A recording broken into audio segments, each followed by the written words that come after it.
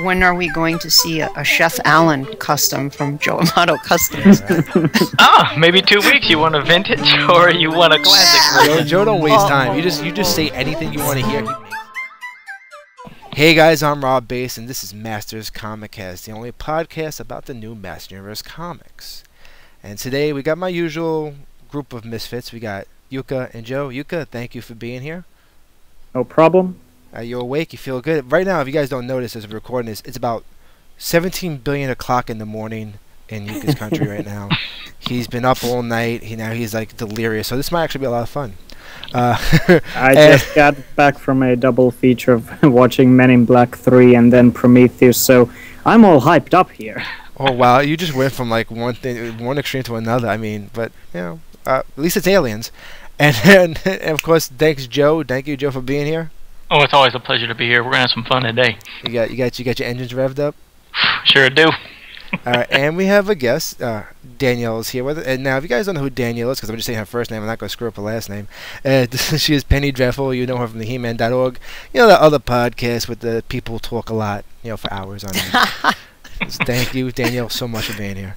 Thank you so much, guys, for having me on. Don't worry about pronouncing my last name. I can't pronounce it myself. So she's legally changing it to Dreadful. Danielle Dreadful. But you had Pixel Dan on, so I had to one up Pixel Dan when you guys. I always scale up. I don't go backwards. Oh yeah. See, I thought she was the backup. No. There's other backups. See, Danny is a backup of a backup. See, like it goes in order. It goes like Eamon at the bottom, then it's Val, then it's Danny, then it's Danielle. See, it goes in that order. Stepping stones. We make fun of Eamon because like he's never in any country that matters, so he's like at the bottom. Val, I see him occasionally, but I still bust his chops when I see him because he's always got a different hairstyle. I never recognize him. And then Danny, because he's all right with me. So Dan's a great guy. I told him we were going to be the Team Rocket of PowerCon when we go to PowerCon. That would be awesome. Creepy, but awesome, right? Creepy, but awesome. Team Rocket always confused the crap out of me. There was something weird about Team Rocket. What's that little weird animal that hangs out with him? Is that a cat? That's a cat, right? I don't really know. I get confused with all that. I mean, meow. Yeah, I can't get into that show. I tried. It's like I'm into anime, but I cannot. We'll be back. No, and so just lost it on a tangent. All right, so today we were discussing the mini comic 2. We're finally up to that. But before we get to the mini comic 2, I think we should talk a little bit about the newest reveal of the DC Comics, the third cover. I guess it's the variant cover by Dave Wilkins. Is that what we got working on there, Jukka? I'm actually not sure because when Dave Wilkins posted it on his DeviantArt account, he mentioned that it would be variant cover, and based on that he did the variant cover for the first issue. But when I checked the DC Comics official website, they only had listed the cover that Dave did, so I'm not sure. Maybe because since Philip's doing the book, he doesn't have a cover ready for the third one. Maybe they're showing it off like that for just so they have something to show. I don't know. I would actually love it if that would be just the regular cover, because Dave's stuff is awesome. And also, what was the problem? Originally, he had the gold cross, and now on the DC site they changed it to the red cross, right? Yeah, in the DeviantArt page that Dave posted, he had the He-Man's cross emblem. It was all in this copper, orange, gold tone, and I even asked about it, and he mentioned that that's how it is now.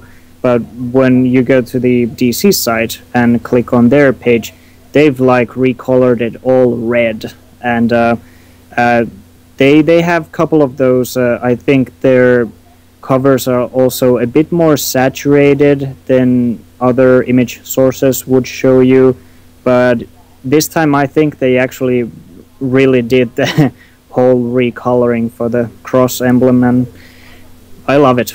I love everything. What do you think, guys? What do you think the reason is, Danielle? What do you think the reason why they colored it? You think it's Mattel kind of stepped in there and said, "Hey, that's not trademarked," or?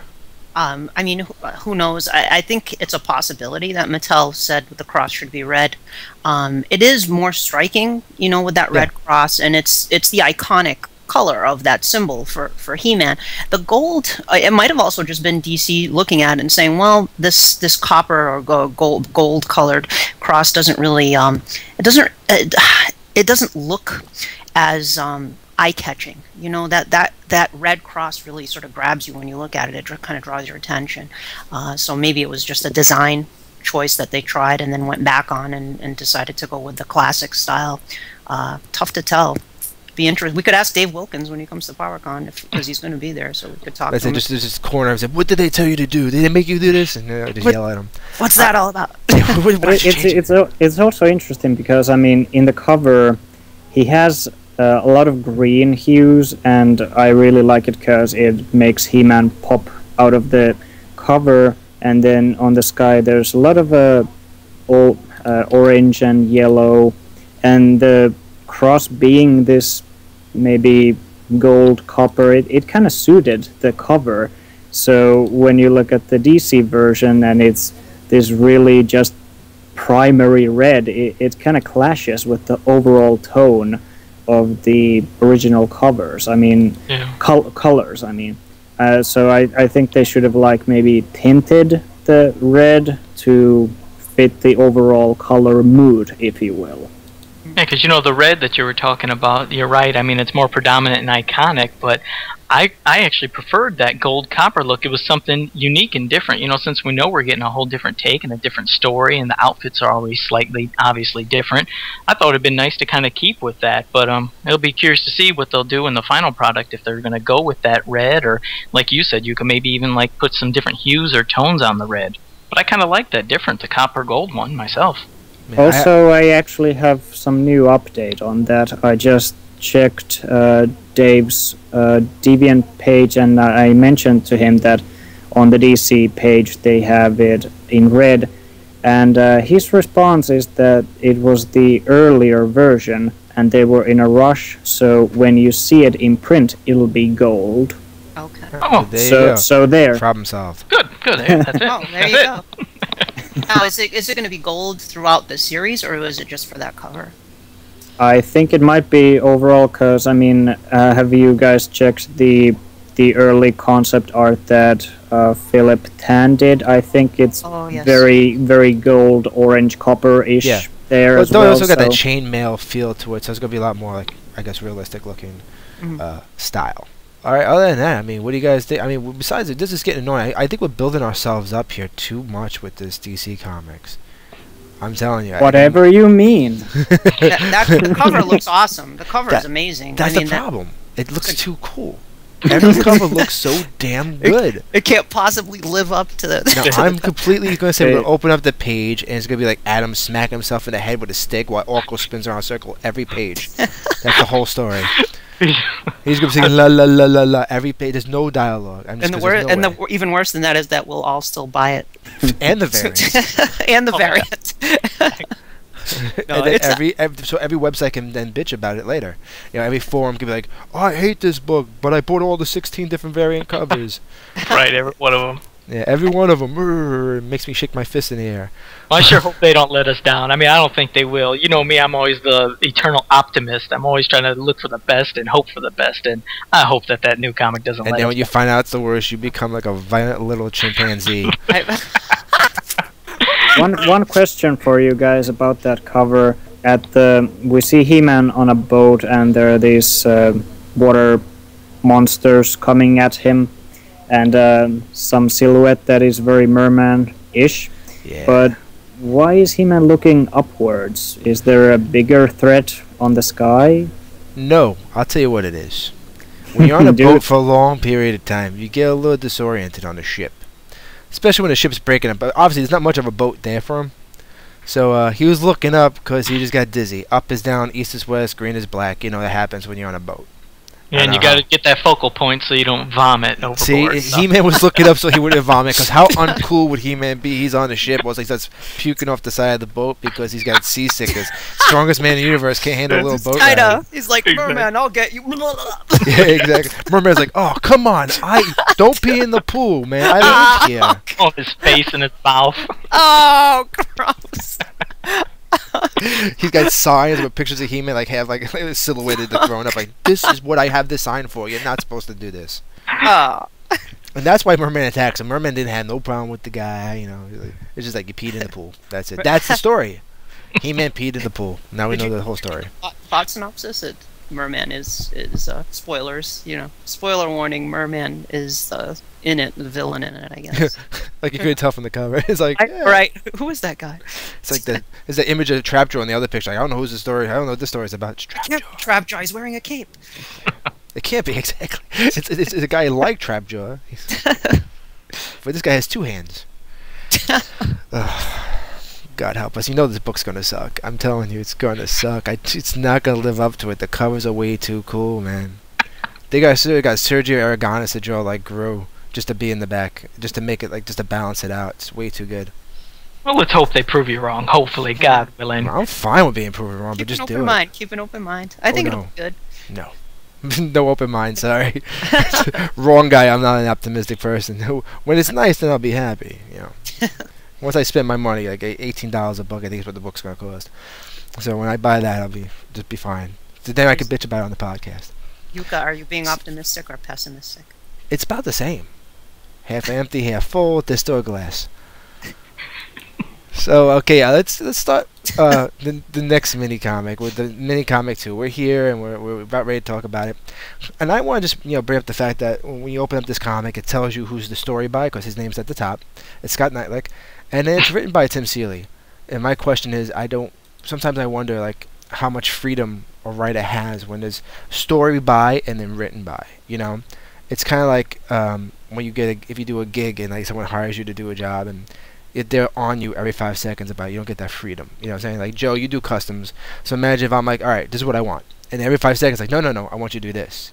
Right. So is it going to be your best work or is it going to be, kind of hindered? Like, that happens in every type of field we do.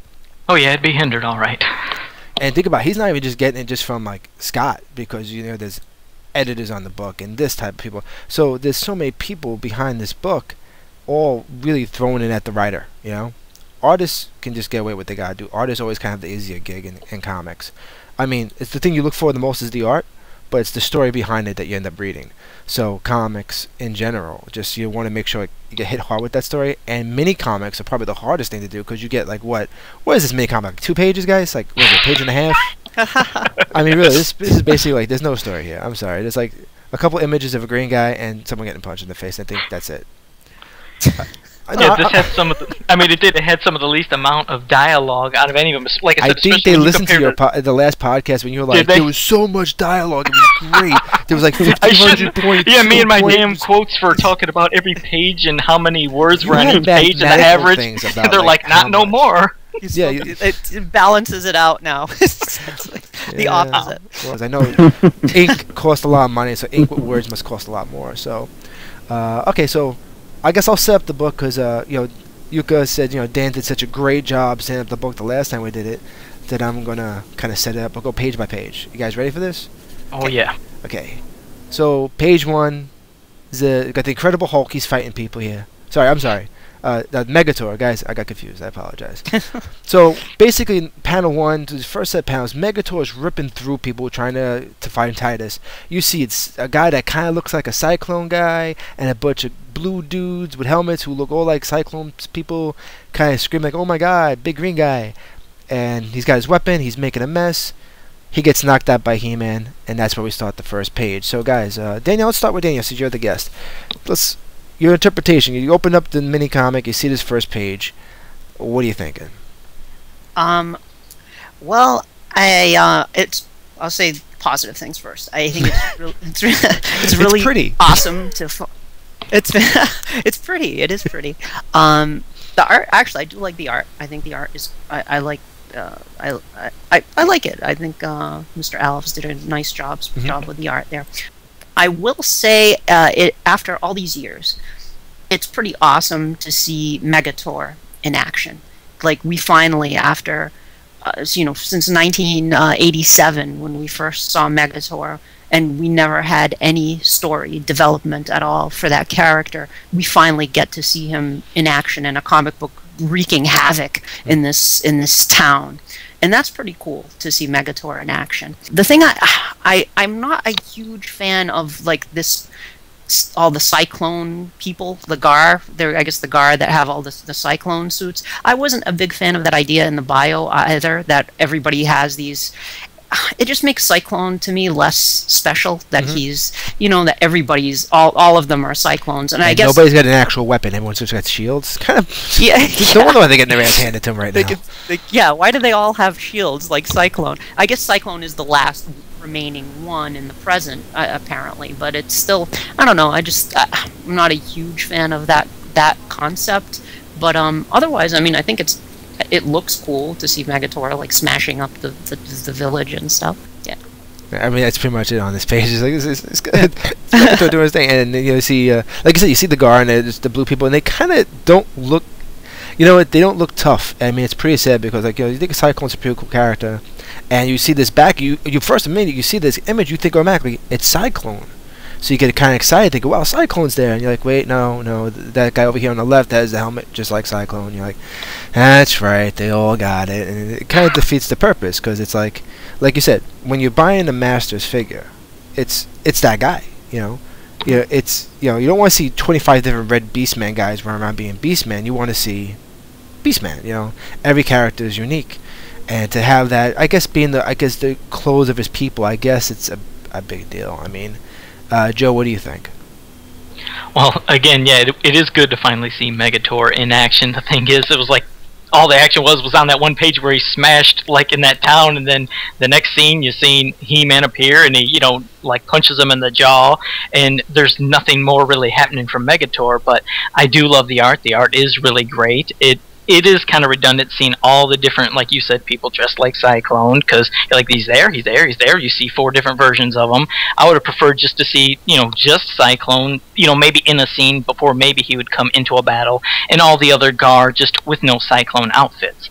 But then they had a little bit of corny, typical dialogue that just, some things didn't fit well, at least for me. Like after He-Man punches Megator, he says, "The bigger they are," and all that. I was like, oh god, did you just honestly...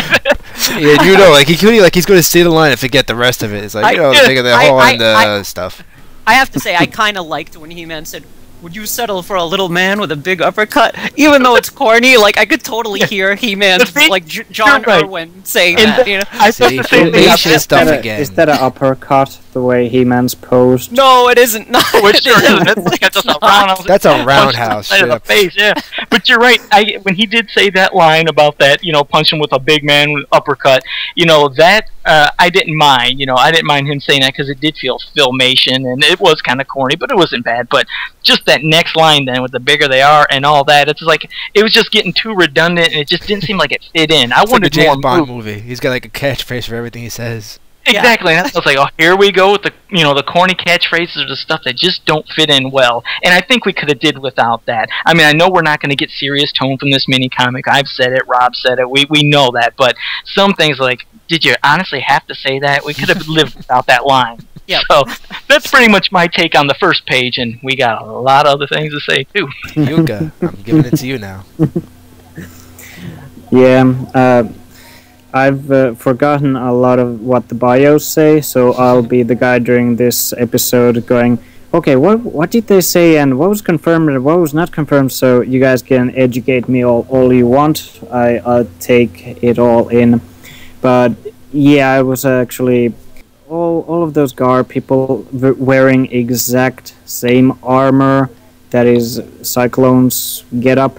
I mean, it either makes him like part of the ranks or just part of the entire citizen of the Gar people. I mean, they could have at least, since they have this close-up of that one Gar on the first panel on the left, they could have given him maybe some distinctive features like a goatee, something.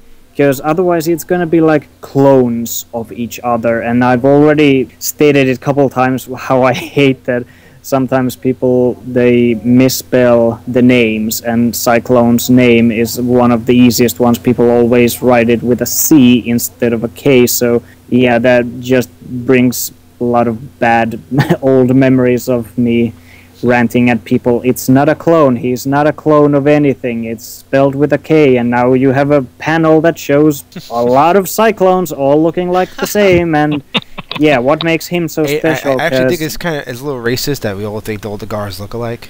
I think we're just kind of really messed up. You know? Well, could be, because we only see one guy's face and the others we don't see anything, but come on, at least have like some, maybe, I mean, I would hope that Cyclone would be of some higher rank, so maybe his helmet would look different, or maybe we don't, there's no Cyclone in this because, well, obviously it's Preternia, so we don't know if he's alive or not, and the figure comes with the red circular thing on his back, so maybe that's the thing that separates him, and he's like captain of those guys or something. I don't know. Like Joe said, the dialogue is a bit hokey, and I for some reason I got to looking at the sound effects here, and the one of Megator falling to the ground, that's a TOOM. That somehow doesn't sound right to me, but I'm Finnish, so that might be it. No, he landed on a Gar, and when you crush a Gar, that's the sound they make. Yeah, they go toom. See, that's exactly what a Gar sounds like when you crush them. Now you know. Copyrighted trademark is gonna be on the front of one of the white mailer boxes. Wait for it. Okay. Also, where's He-Man's sword? Is it on his back? It's up his skirt. He's fine. He's hiding it. He can't show it off yet. Exactly, he's really hiding it. Yeah, because I didn't see it either. It's like, what is it underneath that cloak? How are you supposed to do a roundhouse uppercut if you're holding a sword? Yeah, you can see his back in that picture. I don't see his. Yeah. Think of it like it's completely like Filmation. He could just hide it because it's, you know, if Adam pulls it out of the back of a vest. This is true. So they're going with Filmation. It's Bio's base, but Filmation's reality. And nothing to do with the powers of Grayskull from 1987, people. Yeah. Yeah, you got that right. Yeah, you gave that up a while ago. Yeah. All right, so I think we can. I think we've said our piece on this one little page. We'll go on. So, at the end of the bottom of the first page, He-Man's got this cool close-up, and it looks really good. And someone talks to him, so of course, you know, he turns around and there's Hero, or rather, I am Ro, or other Hero, and I wield the sword of He. See. Wow. Yeah, I'm glad he had to announce that to everybody, too. I am Ro, or rather, Hero, now that I wield the sword. What does that mean to He-Man? He doesn't even know who He-Man is. Does that mean anything? Did you also want to say how your cape and your armor was forged, too? You know what it should have actually said is like, hey, remember when Tila sent you to the past? I'm one of the people she probably told you should run into. Yeah. Just make it easier. It was a horrible introduction. Horrible. But my favorite... No, it's a cool introduction. You just gotta add theme to James Bond. I'm Bond, James Bond. You know what? But no, I think what my favorite part is like how He-Man then, like, this guy just says out loud all this stuff, and He-Man goes, the power sword, Rome must be the one who brought it. It's like, really? Wow. So we have I like how they teach us as they're doing. That's what they're doing. They're just teaching us the bios again and all the stuff over and over. But what I do appreciate, though, and when you get from panel to panel, is that the background is just kind of gorgeous. And that background, He-Man's thinking this stupid thing to like go, oh, that's where that thought came from. And there's these dragons. There's like these giant dragons that's floating in the background. There's debris falling. I'm like so more curious about the dragons flying back, going, dude, look at those dragons. Those dragons are awesome. Why are we paying attention to what He-Man has to say? This is stupid. But, you know, it's cool they show this world actually exists. It could have been just bland and nothing behind it. You know, they actually spent that little time, you know. So He-Man and Hero become buddies, and they start talking a bunch of jibber-jabber, talking about Preternia.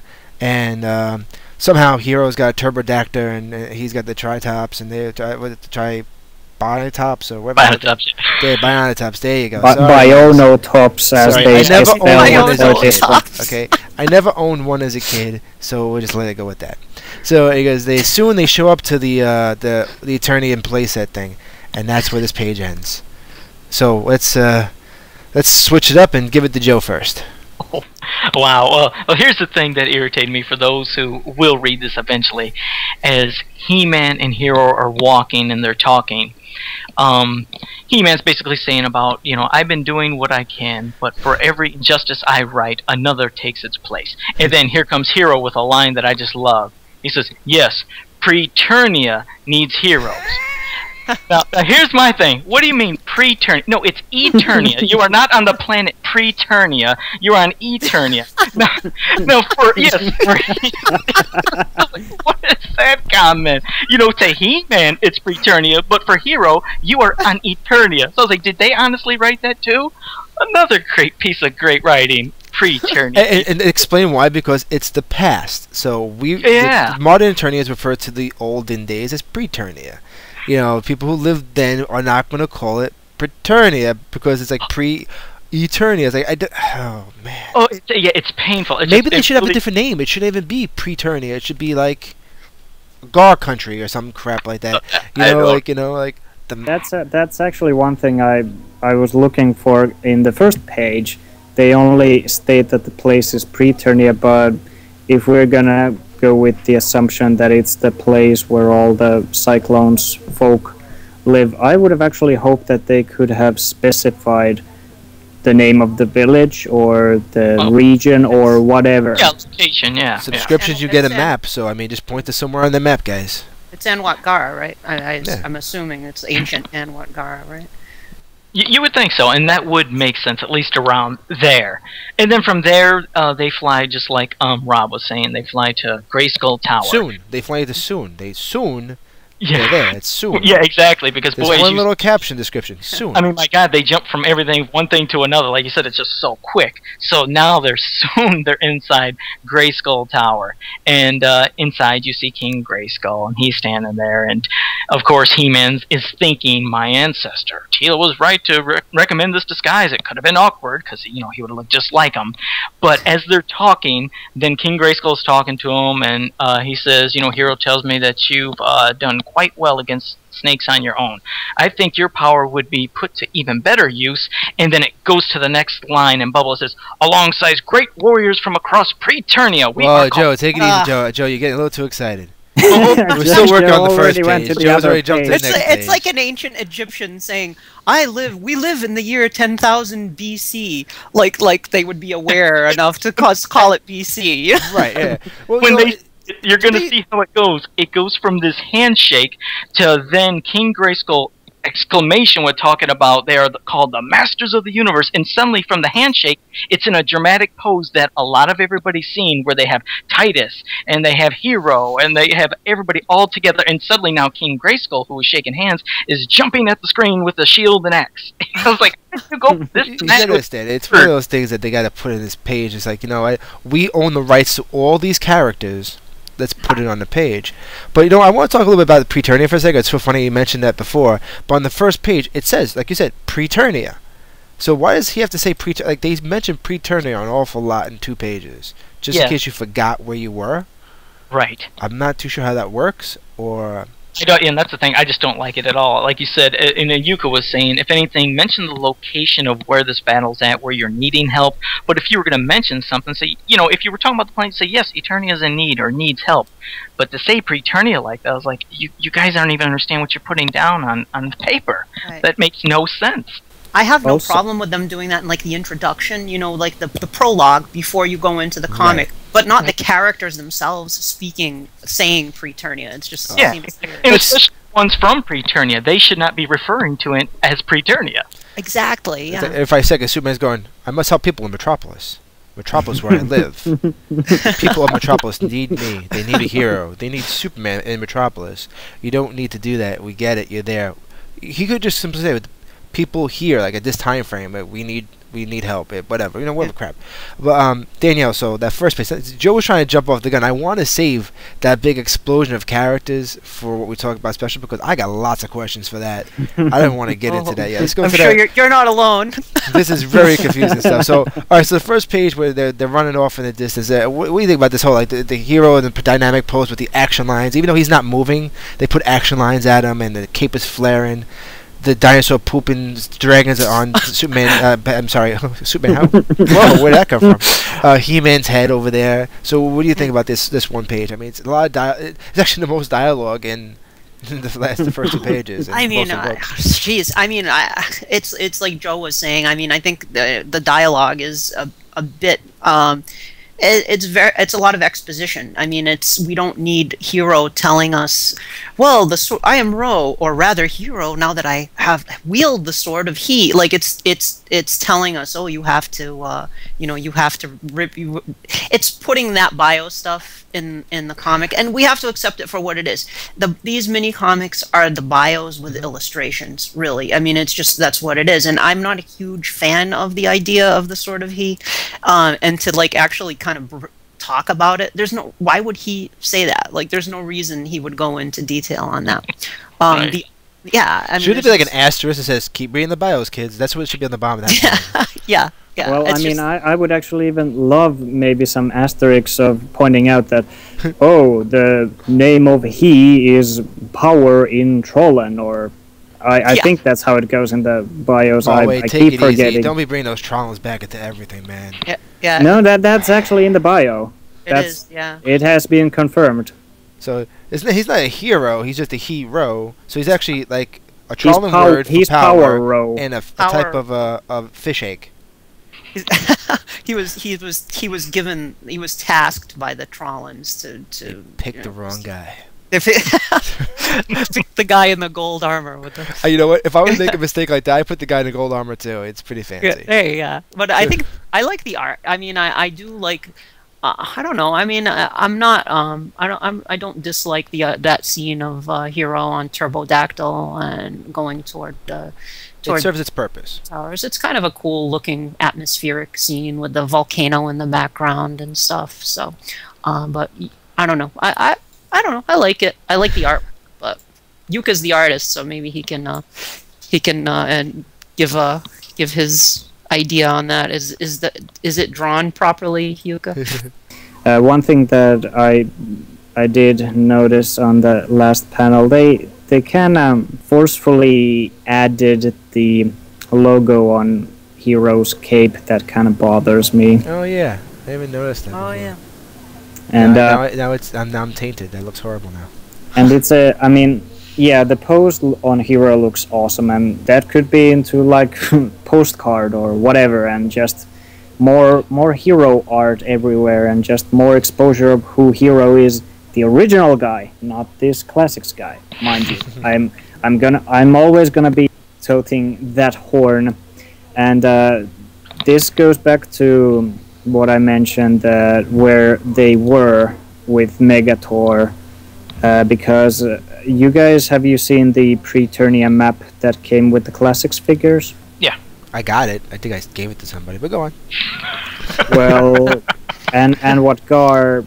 It's like an island of its own, away from the mainland, where. So it's not actually attached to land. It's so like where Grayskull, Grayskull Tower is on the mainland. So, if it actually was on Anwatgar, then that brings the whole question of He-Man getting across water with Hero is magic. Bionatops can fly too. Hero's magic, man. We don't know what do anything. We don't know what the technovirus could have did anything to Bionatops. Suddenly, he has propellers on his feet in the water, and if he could pull a gun out of nowhere, he could pull a propeller and a bunch of flotational devices from his butt. Exactly, ain't nothing for Bionatops. Ain't nothing. Just going back to the whole sort of he and He-Man, just in his thought balloon, explaining all of the stuff that comes across so awkwardly. I mean, it's one thing because I like the idea that He-Man would look at Hero and notice that he has a very, very different looking sword, and he would wonder about it, and that could be a whole nother thing. They could actually give a proper explanation that, okay, I have this sword, where I got it, and all that, but since we know what Hero's fate in this comic issue is, then we probably don't get anything after that. So all what the bios can tell us, because I would have liked that He-Man could have maybe been more in awe of seeing the sword in its would it be original state or something like that. And but yeah, that's all I have to say on this page, and let's move on to the page that Joe was so excited to talk about. Well, Danielle, you had something you wanted to say. No, I was just gonna say. I mean, I know that the sort of he thing is like a lot of people are not a huge fan of it, but I know we can see what the reasoning behind it is. I think it was, Scott was trying to sort of justify why He-Man was called He-Man. There's something you see a lot in the bios is trying to justify things that were created during the vintage line, but some things I don't know if it needed to be justified. Did we need to have justification for the name He-Man? Maybe it's a mystery that we don't know where that name came from. Maybe it was some legendary name that he was supposed to inherit or something. But the sort of he is a way to justify that, and some people do like it. I mean, it's not. I personally, I don't know. I don't know why. It's just something about it just doesn't sit well with me. It's not, and I'll agree with you. I do not like the whole idea of this sort of he. I mean, because now coincidentally, yeah, he became Hero. Yeah, that's just a big coincidence. So wait, so He-Man's name was just Man? You're getting to what I was going to say. Not only about He-Man, when King Grayskull got that, why didn't he become He King or He Grayskull? Why didn't he get that name when he got that sort of he? Well, that's just Ebonics right there. Exactly. See, so that's what I mean. They try to be clever with what they do, but then when you want to use logic, if they're going to use that sort of he, it sounds dumb for Grayskull. It of course sounds good. We've always had He-Man, and at one time back in the 80s when Hero was first coming out, it was Hero. It was a play on the name Hero. We didn't need justification with the stupid sort of he, and I don't like it at all. I've never liked this sort of he. I wish they wouldn't introduced it like that. Well, it gets very complicated, and a lot of fans are very split. You got the pop fans that can't stand the fact that She-Ra's sword is a clone of He-Man's sword. That's kind of lame too. Well, my problem is if everyone has a friggin' sword, what's the point of He-Man's sword? The idea of He-Man's sword is supposed to be a special sword. Not everyone gets a sword. It's like, no, you don't all get a sword. Stop it. I have no problem with She-Ra's sword being a clone, but I always tell people, that diamond that's in, that jewel that's in it, that's from Hero's staff. So that gem makes it magical. That's why her sword can transform into a shield. A rope and a shield. Whatever the hell she needs it to transform. Well, He-Man's sword doesn't do that, so... That's what I mean. I can say this because it's public knowledge. It's on the internet, and I'm not want to get anybody in trouble. But I believe that was the part of the idea behind the original idea for the comics that Val and Emiliano were that jewel was going to be part of Hero's staff. That would make sense. And I do believe that that's public knowledge on the internet. It's not breaking anything. Yeah, there's the whole thread about it that has a whole lot of information, and people should check it if they have time. Yeah, definitely. Because my thing with the sword is, to see it blue like this, all right. My whole problem, I kind of feel bad for Hero because we know where it's going in the end of this issue. We're not really going to spoil it. We are spoiling it, but let's not get that too fast. But it's like we spent all these years, 20 years, to get Hero into the comics, into the toys, and he's not going to last more than 8 pages. He was a whole toy line. He was supposed to become a whole freaking toy line. Yeah. And it's like, we're just going to kill him off in a day and a half. It's all right, It doesn't matter. It's like he shows up. Paying our respects. Yeah, it's like I got my sword. Look at my cool cape. And I'm going to fly in a pterodactyl. Guess what's going to happen? I'm going to get killed in 5 minutes. It's all right. It's like he's Obi-Wan Kenobi from New Hope. He's like in the movie for 15 freaking minutes. He sets up everything. He gives you the weapon, and then he dies. And you're like, that's unnecessary. I hope Hero at least becomes like a floating ghost at some point in the third comic. Like, He-Man used the Force. Give me something. I got nothing here. The way Hero dies is kind of weird too, but we'll get to that. Yeah. Okay. Let's get Joe excited. Let's get to the next page. So we get this nice setup, as Joe was trying to explain, is that you got Hero brings He-Man to King Grayskull, who's looking very, very fancy, and he starts saying all this great stuff, like Joe says, and then we get to this thing, and I have to really explain this because I'm quite confused. So they get this big explosion, completely Marvel poster styled, jumping. Everyone's jumping at you for some odd reason. I don't know why everyone's yelling at us, and everyone's got a mouth open, and everyone's super excited to be there. Like, you know, so he says you're gonna be part of the Masters of the Universe. You know, it's kind of funny. He's saying the dialogue as he's leaping. Could you imagine, like, like you go back, He-Man looks behind him, and King Grayskull just jump behind him for no reason. Like, sorry, I do that every time I see the guy's names. I just leap at the page. So okay, let me just start from left to right here. We got Vina, which is the Preternian sorceress. The one looks more like an Egyptian god. Then we have the Mighty Spectre, one of everyone's personal favorite. Everyone likes Spectre. Then we have Gladiator, who looks like Boba Fett. Then we have Beast Lord, who looks like if Beast and Beastman mutated to one dude. Of course, you got Eldor. You need Eldor. The goddess is there. She's a goddess. She could be wherever you need her to be. You got Sir Laser Tag is in this page. And you got Hero. We have Zodak with a K, Mossman, and Titus. This is the Masters of the Universe. Now you're going to know why, overall, these guys aren't winning the battle. This is a group of guys that I'm kind of confused about. Let's just start with people we're supposed to know. We know Titus, right? We're all pretty confident we know who Titus is. The bios helped us. The toy helped us. You got King Grayskull. We all know NYP. Eldor we know because he was supposed to be the guy with the book and has the holographic stuff. Goddess we already got. We know Hero. We know Sir Laser Tag in the corner. We know who Laser Lot's supposed to be. He's the next guy who's all blue. We got Mighty Spectre. He's the guy with a gun. Who the hell is Gladiator? I'm sorry. What the hell is Gladiator? Who is Beast Lord? These two people I'm kind of confused about. I get Mossman. I know Mossman. He smelled funny. You know, Vina, I'm fine with that. You know, I'm fine with all that. Even Zodak with the K. I'm fine with Zodak. You have to say Zodak with the K with the C because, you know, there's a difference. So it's Zodak with the K. And my question is, I think as we talked about, actually we emailing each other because we were all kind of confused. Why isn't the original Zodak not there? Like, I'm sorry. Because probably the writers like Zodak with a K more. I mean, you've seen when there have been like figures coming out of the line, and I think they've mentioned that it should have some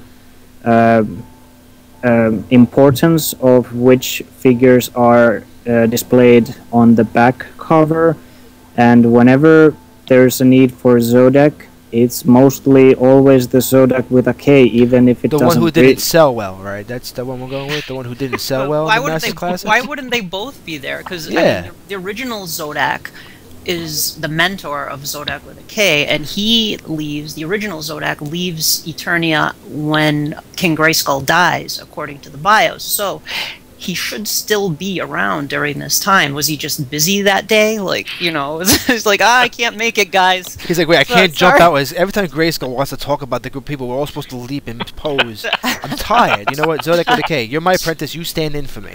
Yeah, it's like, you can handle it. I'll gotta...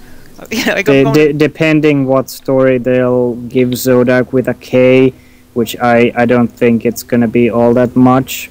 In this comic, I think it's more about just maybe the writer liking Zodak with a K more, because I fear that it'll end up by the issue 3 that it could have been Zodak, the original one, all this time, and it wouldn't have made any difference in the continuity or anything. And well, this coming from a guy who actually likes the original Zodak and doesn't really like Zodak with a K, so I don't get why he gets all this appearances on the back of the cover, card backs, and tattoos glow blue, man. And when your tattoos glow blue, you get more screen time. It's kind of awesome. I like both characters. I just I think they should both be there though, because they both exist. Yeah, but you can confuse people having two Zodaks, or you confuse the people who work on a book who don't give a rat's ass about the job. They're just doing the job. Right. The artist and writer are just there. I guarantee you, the writer and the artist have no clue about the classics or the bios. It's a job. You're getting paid. Get it done. So if you tell them, okay, Zodak with a C is this dude, and Zodak with a K is this guy, and we're going to put them both in, and he'll be like, no. You know what's curious, or what's funny, what you just said about that, of what they might know and what they don't know. The thing is, maybe they, like with another character I'm looking at, and I'm sure you guys noticed too, Vina. Now, when they were probably told, okay, she's like a Preternian sorceress, and they kind of just gave them that idea, I wonder if they knew that her colors are actually different from MYP. That's not what Vina looks like. They gave her the colors of the sorceress we know, so I'm surprised they went with that color scheme, if you guys noticed that. Yeah, I wonder if that was a mistake. That's really weird. I mean, you go, Danielle. Oh no, what you just said was really weird. I wonder if it was just a mistake. Like, but you would think that somebody would have pointed that out, you know? Why? Especially if it's a mini comic that's being sold directly with a toy, that they have plenty of time to get this right. She looks like this classic color sorceress stack. Exactly. Yeah. Maybe they're gonna, you know what? I guarantee you, this way, if they have this in the mini comic, they could always, like, when they do get to this character, they could do multiple colored choices. And hey, it was in the mini comic, so. It's more like, even if it's it's like miscoloring her with the current sorceress theme of the orange, blue, and white. That's one thing, but they even make a lot of the choices in her outfit completely different, because with Vina, I like that her arms, they were bare, but in this it looks like she has this leotard or whatever sleeves on the upper part, but then her midsection is like exposed. So yeah, that's a sensible outfit. Well, you know, she was probably just a little bit chilly. I mean, look what Goddess is not wearing, for God's sake. Well, I have an issue with the Goddess too, and this is going deep geeky here, but in the original line, when the Powers of Grayskull was going to come out, it was mentioned that there was a tribal chiefess named Shirella. She was going to be part of the Preternia story. It was going to be Shirella. Which was like a priestess type character, and they took the goddess, the green goddess from the old mini comics, and merged that character with Shirella sort of at the last minute, because if you look at her bio, there's a sticker over what they were originally going to call her, and they changed her name to Shirella. So it's like taking two different characters and combining them, and I kind of wish they hadn't done that, because I would have liked Shirella to sort of be her own character, you know what I mean? It adds another female to the line, for God's sakes. Yeah. Is it actually combining when it's simply it's the goddess as a character, but just giving her a name from some other character? It's like if Mossman would have been revealed that his real name is like Buzz-Off. Right. I don't know. I mean, but they put her in they put the goddess in Preternia with Hero and Eldor and all them. So I think it's supposed to be. I think the idea is that she's going to be that character. It's just sort of merged with the visual of the goddess, but with the name of Shirella. I mean, we don't know very much about that character, Shirella. Right. But it would have been cool, I think, to have it as two separate things. Well, then again, you don't have two Zodiacs on the page. We got the wrong color sorceress over here. Who's Beast Lord? Guys, help me. Who's Gladiator? Who's Beast Lord? You guys are not helping me out here. Someone, give me an answer. You don't ask They're me. probably new figures that will be revealed in San Diego Comic-Con or something. Are they part of the 30th? Are they? What is this? Does anybody want these figures? I don't know. I don't want Beast from the X-Men, but I think Gladiator looks like, the helmet looks like Vicron's helmet. Yeah, he looks different, but yeah, that's the thing. I'm like, the reason I'm hoping that he really isn't a figure that comes out is, I mean, we know that all their names are a play on words to create who they are, but how generic and boring would that be if his name was just Gladiator? That's it? That would be your name? No one could trademark Gladiator. That's just a word. You can do that. Everyone has a Gladiator. Marvel has a Gladiator. Yeah, DC that's what has I'm getting. Exactly. You're right. There's a movie Gladiator.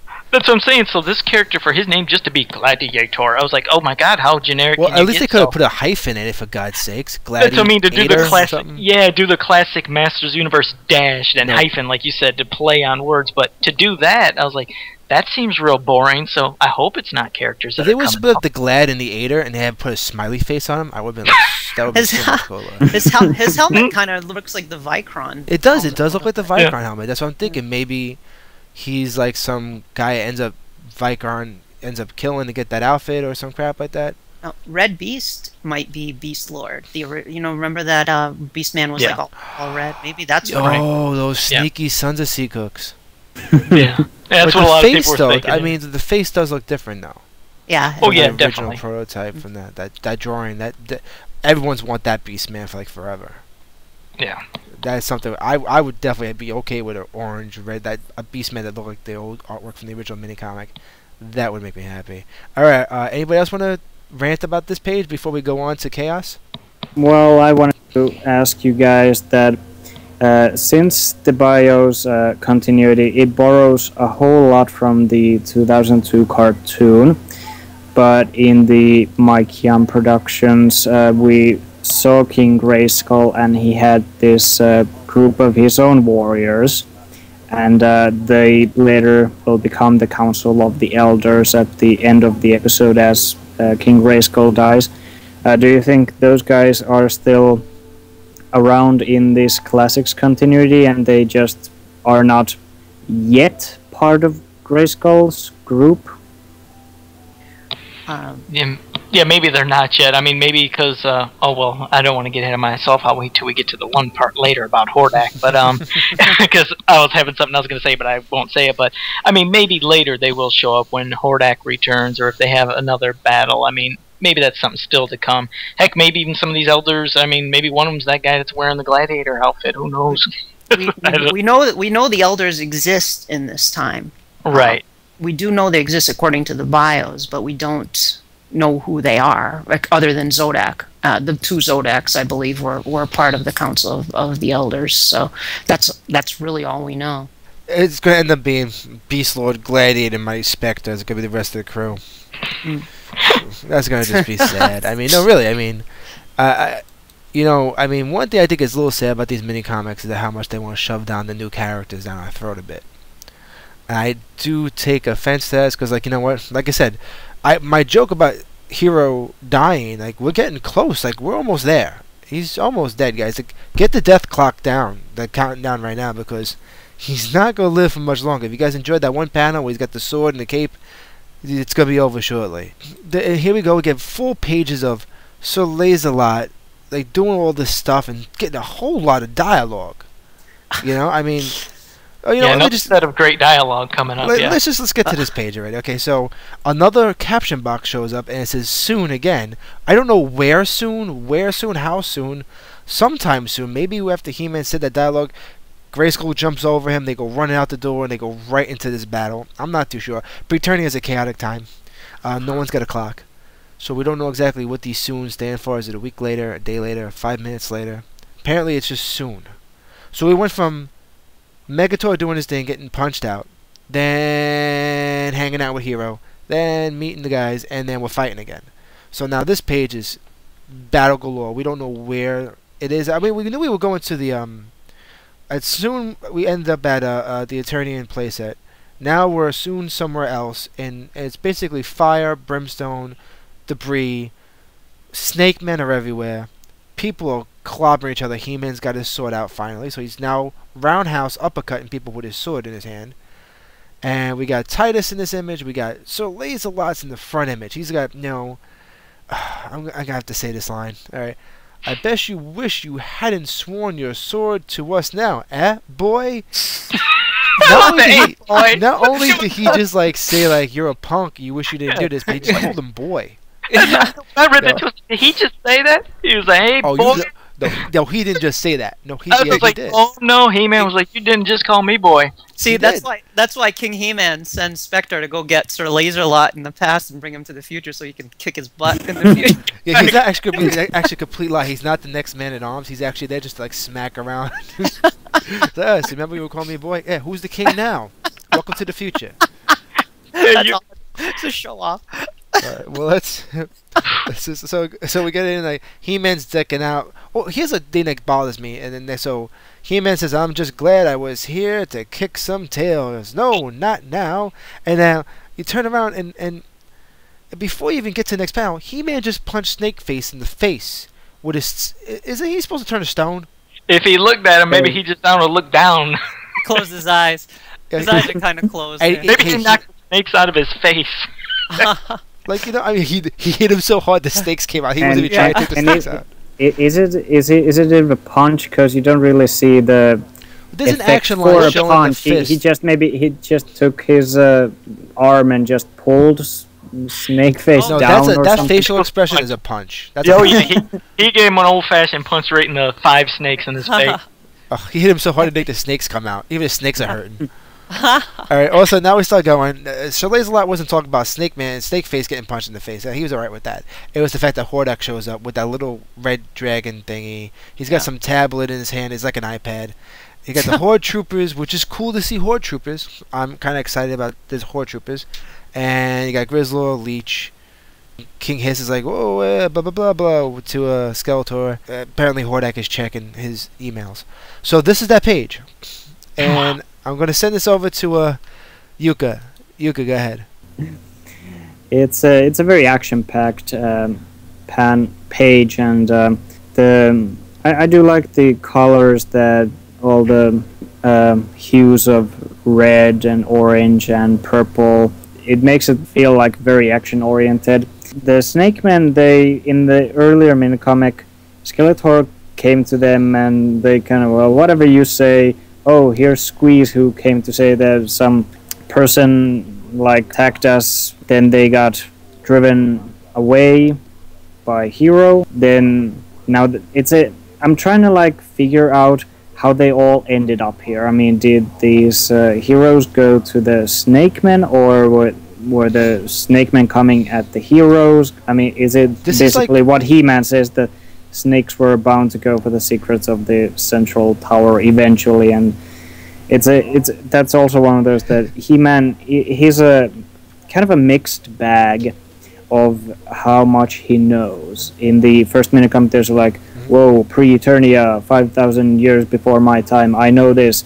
But then whoa, who's that guy? Hero. I've never heard of him, and oh, but he has the sword that I know of. It's like he knows one thing, he doesn't know the next thing. A lot has this thing on his left side of the helmet, and is that a colored red, just above his visor?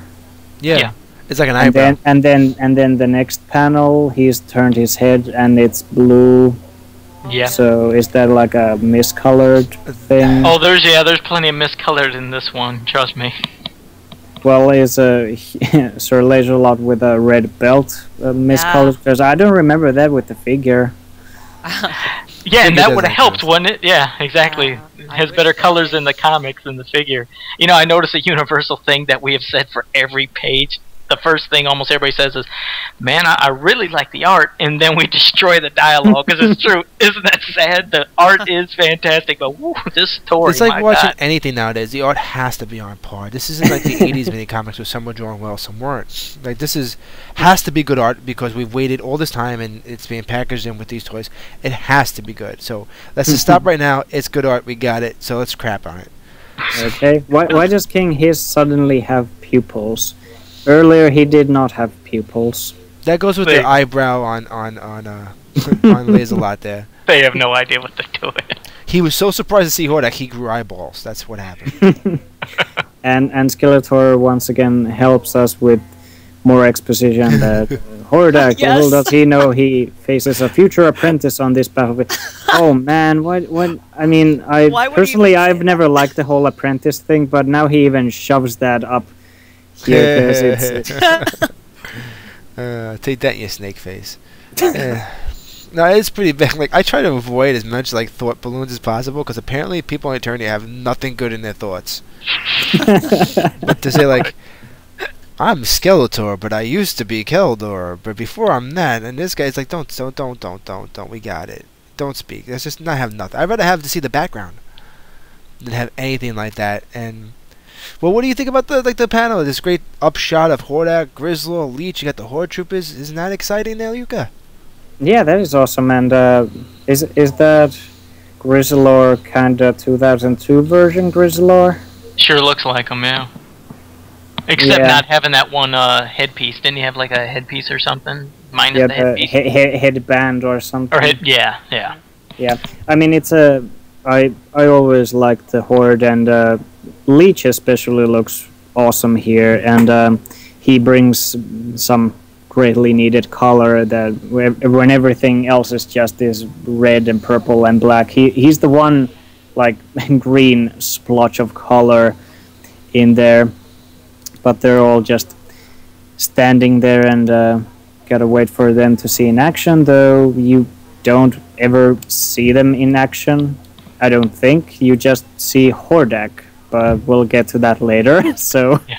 I do have to say one thing. Leech's face looks so surprised that he's there. Alright, so Danielle? This could have used a couple more of those narration boxes that, like, that at the battlefield, all the heroes and the Snake Man and the Horde, they're all just... It should just be a bunch more caption boxes that say soon. Soon more. Later on. A little bit after that. So go ahead, Danielle. Yeah, I think the artwork is fantastic here. I you know, it's really it's like the girl's really pretty, but she's dumb as this stuff. It's very action oriented. It's very cool looking with all the fiery stuff going on in the background and everything. It's kind of cool looking. I like the red belt on Sir Laserlot. I wish the figure had the red belt. It's a shame that they weren't able to put that on him, because I think it helps break up the blue on the actual figure, and it proves it by seeing it in person on this drawing that it with the red belt looks good. Hordak looks awesome, but I have to say, why? Well, I agree, by the way, Jukka, with the exposition with Skeletor. I laughed when I read that. I'm like, why would Skeletor say that, or even think that in his mind? I could see him going, Hordak, and that's it. That's all you need to say, Hordak or something, you know. But he doesn't have to give him like the middle finger, but they don't see him giving them Hordak. You son of a. It's like, let's put this in for those who don't know that Skeletor was at one time Skeletor doesn't think of himself as an apprentice anymore. Exactly. And then the thing that I'm curious about is this last panel. Hordak says, would you feel so confident if you knew I held the key to your demise with the spell of separation, Snake Man? So we know He-Man's going to go to the past to get the key to defeating the Snake Men, and here it is. Fortunately, just you know, you know, what luck that Hordak is going to announce the key to all great villains tell you what they're going to do when they do it. Yeah, and why is the spell of separation? Like, is it going to separate King Hiss from his human form from the Snake? I don't understand how the spell of separation affects the Snake Men. Maybe the spell of separation means a whole different thing in Classics continuity, because if you just go by the Mike Young Productions version, yeah, I don't also at this point I don't see it making a big difference, because even in Mike Young Productions, after the whole spell of separation and after Hordak was defeated by King Grayskull, the Snake Men slithered back, and then Zodak and the Elders had to deal with them. So that wasn't like be all end all thing for the Snake Men. So in the Classics continuity, it probably means something else. I don't know. It's only part. See, what Zodak, what the guys had in the NYP was the first part of the book. You need the second half. It's like a recipe. You need 2 plots of it. So Hordak's got the whole recipe to take out the Snake Men this time. See. No, that's all I've got to say about that. I'm just all right. I'm going to send this over. I'm going to have to send this over to Joe. Joe, breathe and speak. Yeah. Okay. Here we go. No, no, that's the thing. Now this, it's like, my God, how much could they throw at us in one page? I mean, like you said, it's always soon, but we go from one thing that suddenly they're in this gigantic epic battle, and from the epic battle, then oh pop, here comes Hordak. Oh pop, there's King Hiss, there's Skeletor. I mean, it's just everything we haven't seen yet. All of everything being thrown on one page, just to try to hurry up and get to the point. Then it's cluttered again with just dialogue that I didn't like, as you brought up earlier, Rob, with calling He-Man boy, and then with He-Man with the classic, I'm just glad I was here to kick some tail. Yeah, that sounds real epic. I'm glad they put that line in there too. But the battle, see, now that's what we said earlier, how Danielle, you were saying it's glad to finally see, you know, Megator in action, which we seen him in the first page, smash something, he's in a town, that's it. Now, my God, wouldn't you think this would be the perfect spot? Why don't you show Titus and Megator, the 2 giants we probably always obviously wanted to see fight? why aren't they in an epic battle? Why won't you see them in the background? And they don't even have that, and that's what disappointed me with this page. Yeah, like a bit of Titus's head behind a cape and the shield, and yeah, it's all you see. And then instead of getting, like I said, Megator, what do we get? We get some goofy background snake warriors kind of towards and back of Sir Laserlot. You also see a purple reddish beast character, which that's is supposed to be Beast Lord. Well, you know what? I wasn't sure, because as we get to the later pages, I think we're going to see, I thought, somebody who's Beast Lord, but then I thought we seen this purple guy too. I could be wrong, but I thought we seen a couple. But either way, why give us all these redundant or worthless people when you could have two epic people fighting along with this battle? So that kind of annoyed me. And then what else we get? We got Zodak just jumping in the background like, yay! I didn't even notice until right now. That's the saddest part. Right before, I was like, so yeah, let's leave out Megator. But that's what upset me, is because, like you said, we know that eventually people are going to die in this issue, and you're going to kill off people without having a good epic battle between Titus and Megator. So that would have helped, in my opinion, the rest of this. Even though it's action-packed, I really love it. You do see color continuity, problems with the colors. Just keep in mind, looking at He-Man with his outfit, he has this gray belt the entire issue, and just remember that when we start getting towards the later pages. I agree, Joe. That the purple guy in the background, you see an extra character at the funeral too. Like, it's like, who is that guy? Yeah, he's a purple character with, and doesn't he have like a pink stripe going down the back of his head? Yep. Yep, exactly. It's like, yeah, right. So I didn't get it. Like I said, I think they tried to put so much, and it is beautiful art, like we've all said, but I just thought there could have been something more. Take out some of the cornball dialogue, put something better. I don't know. I wish Sir Laserlot talked like they did in the DC comics, to make it just to push it just over the edge, because he's a knight. Just, hold, beast, lest thou feelest the cold steel of my blade. Cooler. I would have liked him. I would have liked it. Actually, I would have liked it if Sir Laserlot talked like that. That would have been kind of awesome. I agree. All right, so now let's get this moving along. So we get the next page. He-Man's thinking to himself, that's it. The key to defeating the Snake Man, like we were just saying, he figures this out. Doesn't know who Hero is, but he recognizes the sword. He hears Hordak goes, hey, look, I got this thing. And they're like, oh, crap. I need that, apparently. They all run away. The next panel kind of bugs me out, because it goes to show that I think there's a bromance between Hero and Grayskull. And I didn't notice the bromance before, but they finish each other's sentences. And so it's Hero and Grayskull. They're running towards, I guess, Skeletor or whatever. I can't really tell in the panel because it's some dark character inside. Maybe it's Hordak, I'm assuming. Because you may have run off the snakes, ... And Grayskull goes, but you won't find we give up our world so easily. Like, they just finished each other's sentence.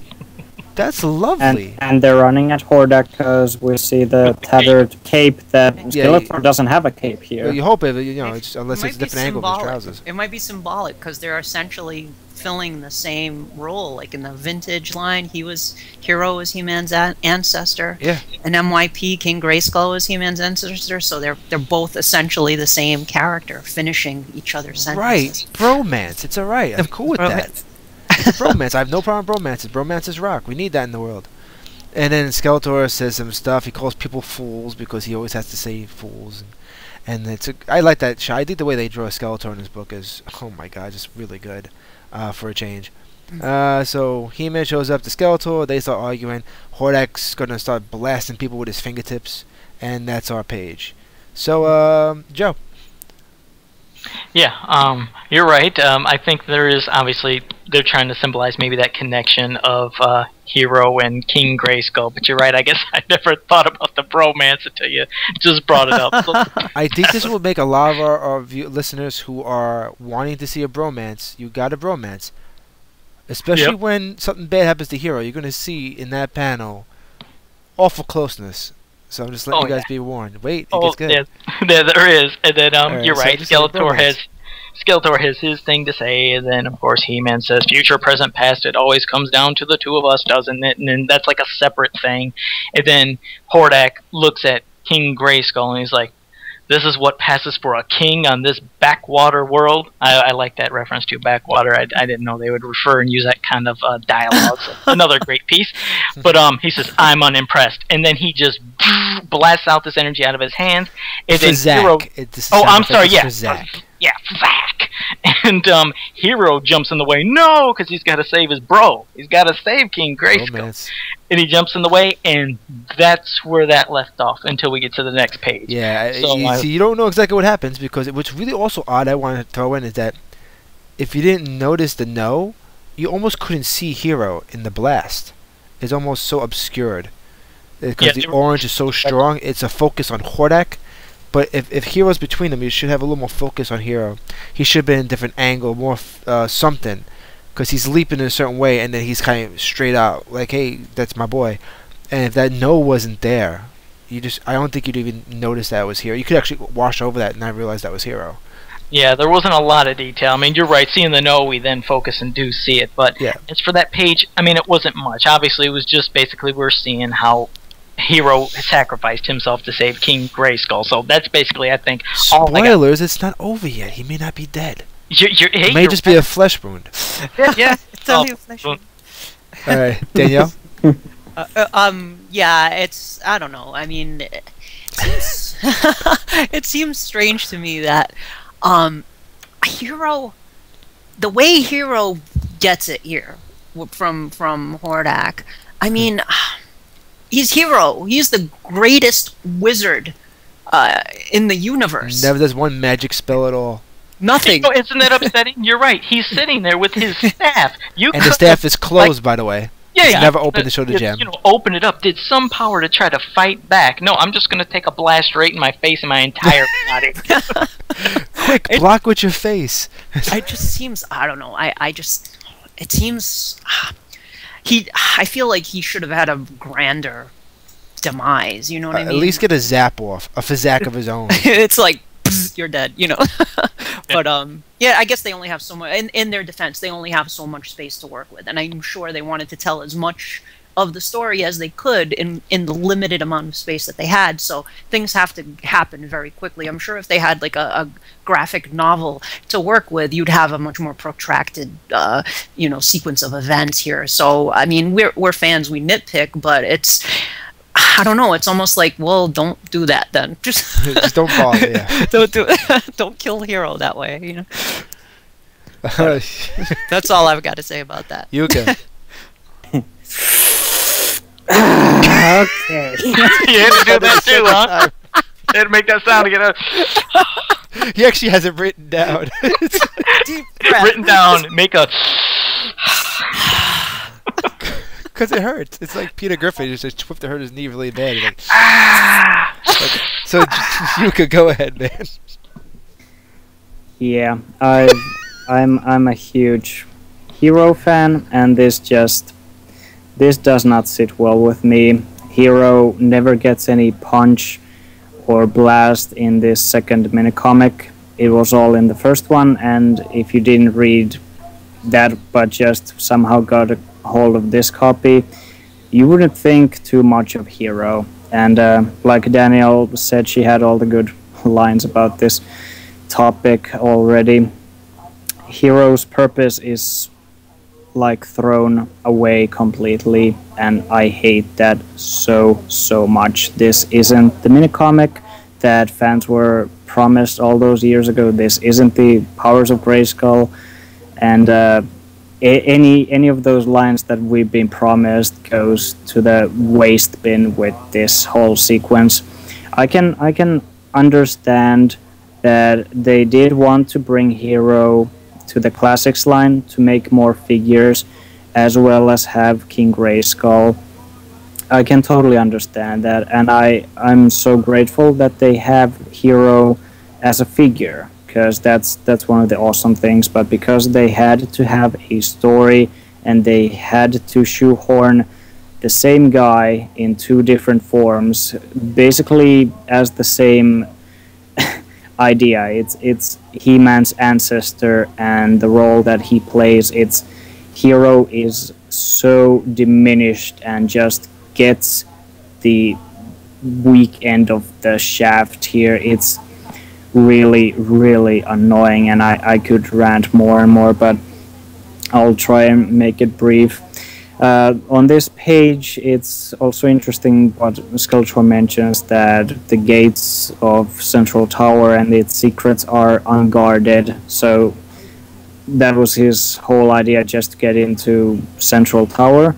But didn't he already get inside Central Tower in the present time? That's like... But it was unguarded, man. There was no Tila to sit there and do her hair.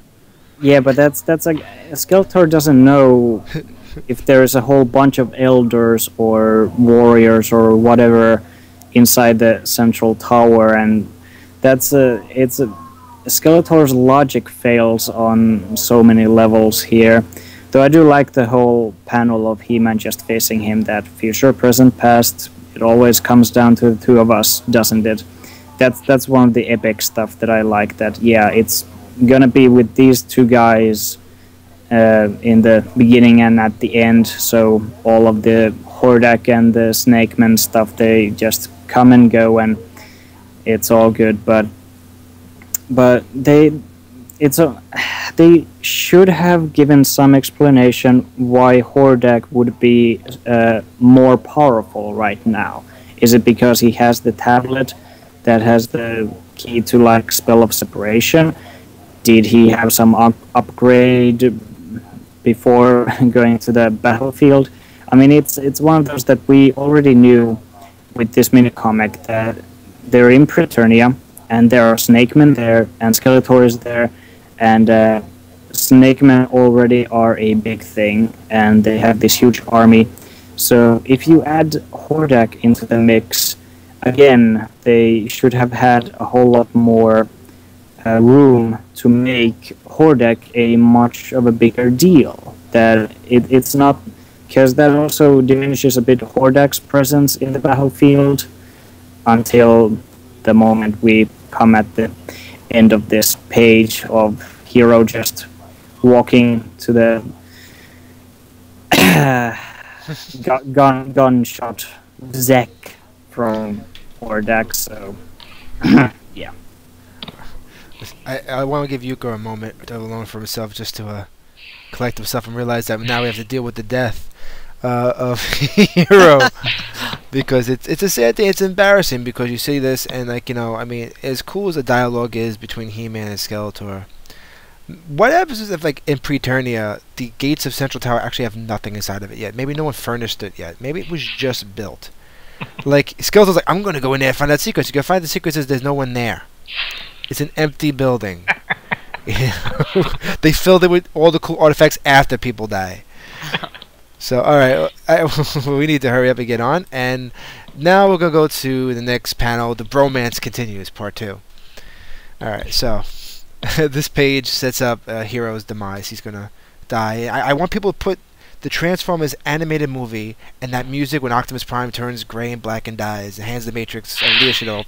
I want you to have that music in the back of your head so this doesn't sound so weird. Okay?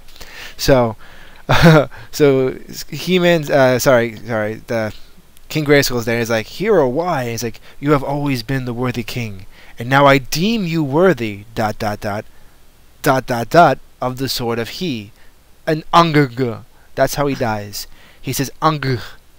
That's his death sound. It's Ung. And his eyes roll in the back of his head. He's dead. So the bromance is now dead. So there you go, guys. It was the bromance. He hands the blue penis sword off to King Grayskull. He Ungas to death.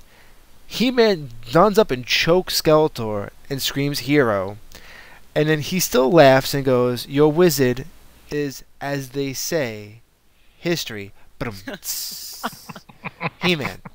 So then, here's my favorite line. This is how Megator I'm sorry, because I love this. Go ahead. This is how Megator gets it. This big prolific battle that Joe was talking about. This is the battle between the two giants of Preternia. He don't wax him with the shop vac and says, "Away, Megator! One of my brothers has fallen." And there's not even, he doesn't even get a hazak or ungaga when he gets whacked. He just gets a little shiny sound of, like a shiny whoosh. Then King Grayskull, wielding the sword of he, says, and he will be, because now everyone's finishing each other's sentences off. It's bugging me out. And he will be avenged. And now there's a ... This sword, it feels almost as if it were made for me. So Hordak gets his arm chopped off, and his blue goo coming out of it, and he goes, S-H-R-K. There's no E, so it's not like a shriek, it's a shriek. And then Hordak goes, ugh.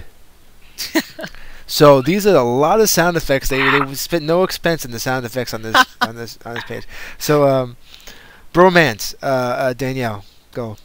Very tender moment there, and I appreciate that.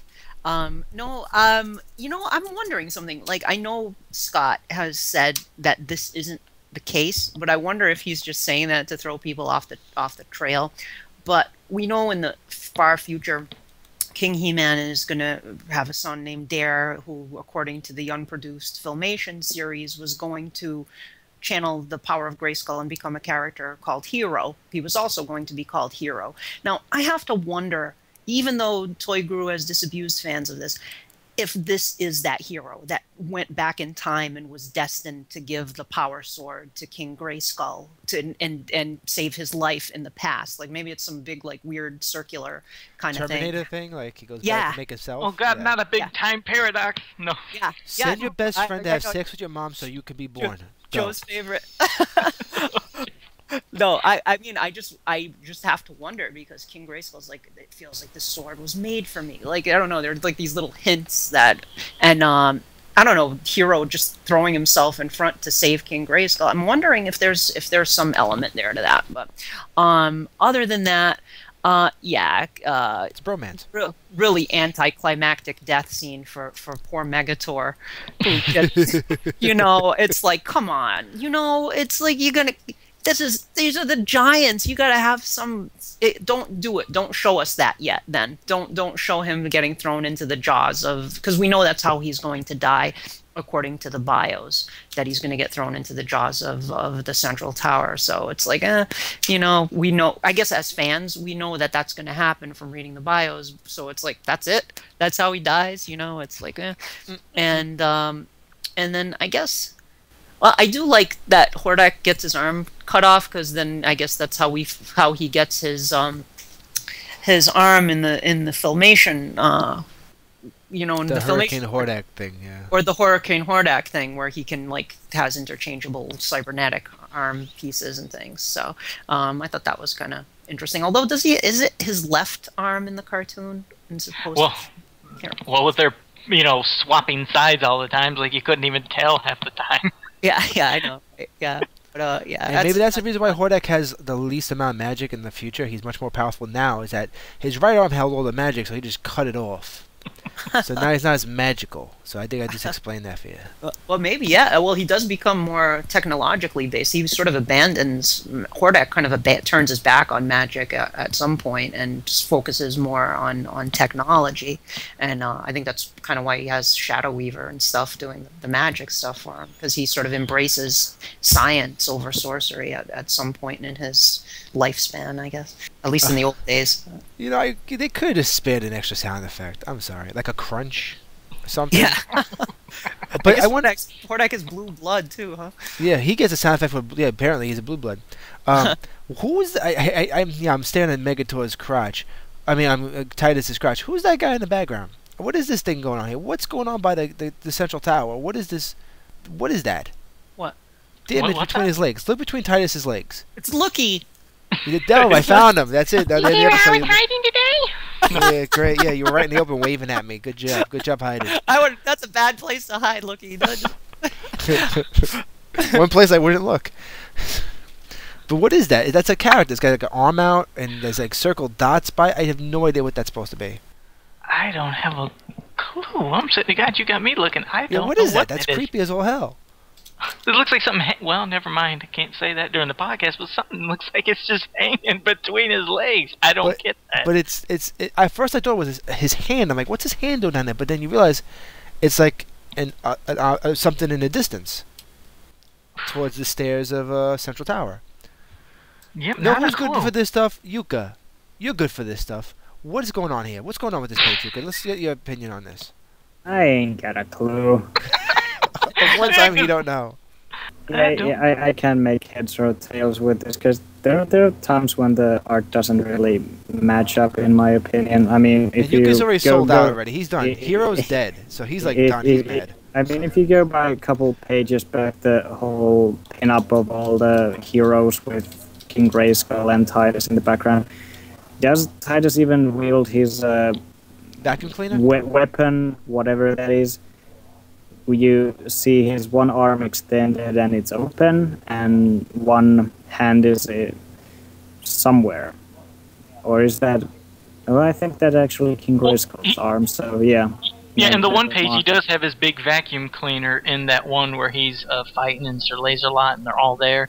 If you look above him, you'll see he's like cocking back that big vacuum cleaner weapon.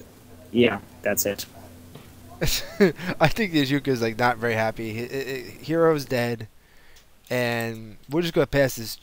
Anyone got Joe? Did I even get your opinion on this page? No. Let's just throw it out there because I know I like to save you for last because you get excited. Yeah, I try to sometimes, but no, that is what upsets me. Is I believe that is where he was supposed to have died. I mean, that's just my opinion. And then he's brought back years later from by King Hiss to become a zombie. I don't know if that's in the second battleground. If they stated, I couldn't remember. But no, what I don't like is, like I said, that's unfortunately what we get. We finally get, the battle between Titus and Megator, and it's basically just one pop, like, get out of my way. Hey, Megator, one of my brothers has fallen. Pop, right in the jaws, you're dead. That's our big battle. So I was upset with that. And then it was kind of cool, you see Hordak get his arm, his hand cut off, and he has blue blood. But, yeah, because I wondered then, I was like, okay, is this, like, basically leading up to where he does become the person who's more of science, so he can morph his body into different parts? Because I was thinking if it just was for Hurricane Hordak, not that this next one is people's favorites, but you wouldn't have Buzzsaw Hordak, because Buzzsaw Hordak has, 2 arms. So it would, if we just had that supposed to become Hurricane Hordak, you'd never get Buzzsaw. So I think maybe that just is foreshadowing for if he does become the morpher, if you will, to where he can turn his arm and body into a lot of different parts. Maybe. Of course, that's a lot of extra thought that probably ain't actually, the case, but... Yeah, it was just not much for that, and until you brought that up, Rob, with the thing between Titus's leg, I never paid attention, so I don't have a clue what that could be. We'll have to find out one day. That's it. I was sitting there trying to think about my Preternia playset. I was like, well, there is the moat somewhere around there. Maybe is that one of the moat creatures jumping up? I don't know. I was trying to rationalize logic like that. Don't rationalize circles that a little tan. Just let it go. There you go. So there's that page, and yeah. Okay, so now... we got to the next page, and now finally magic starts happening. We finally get magic after Hero dies, mind you. So the wizard is dead, but yet we're getting magic. So, sets up Hordak's there. He looks up at the Eternian toy set, and he's like, oh, wow, this is so cool. Now I'm going to know all the secrets.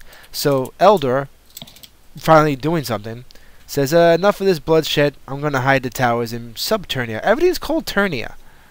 You got Preternia, Subternia, Above Ternia, next to Ternia, and then the towers disappear underground. I guess this is why all this stuff happens.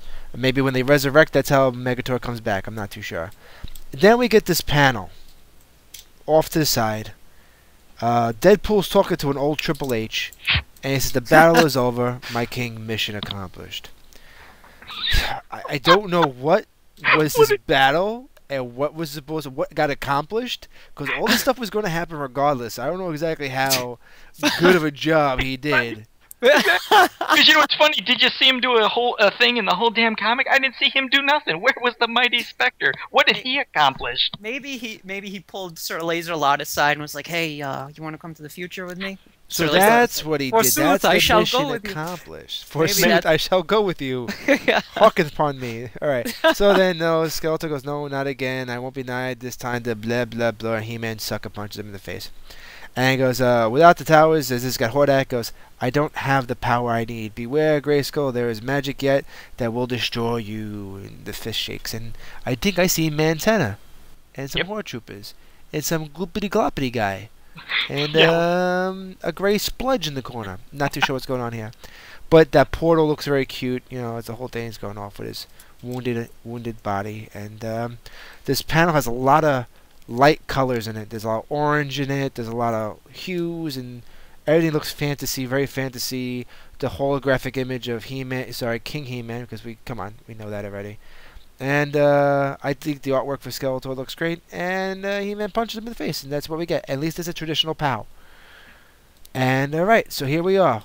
This is the page, and guys, let's just throw it out to Jukka. Why couldn't Eldor do it earlier, is my question. Why couldn't Eldor do any magic at all, help out a little bit more? Yeah, it's about time, Eldor. He lazy. He takes Hero's staff.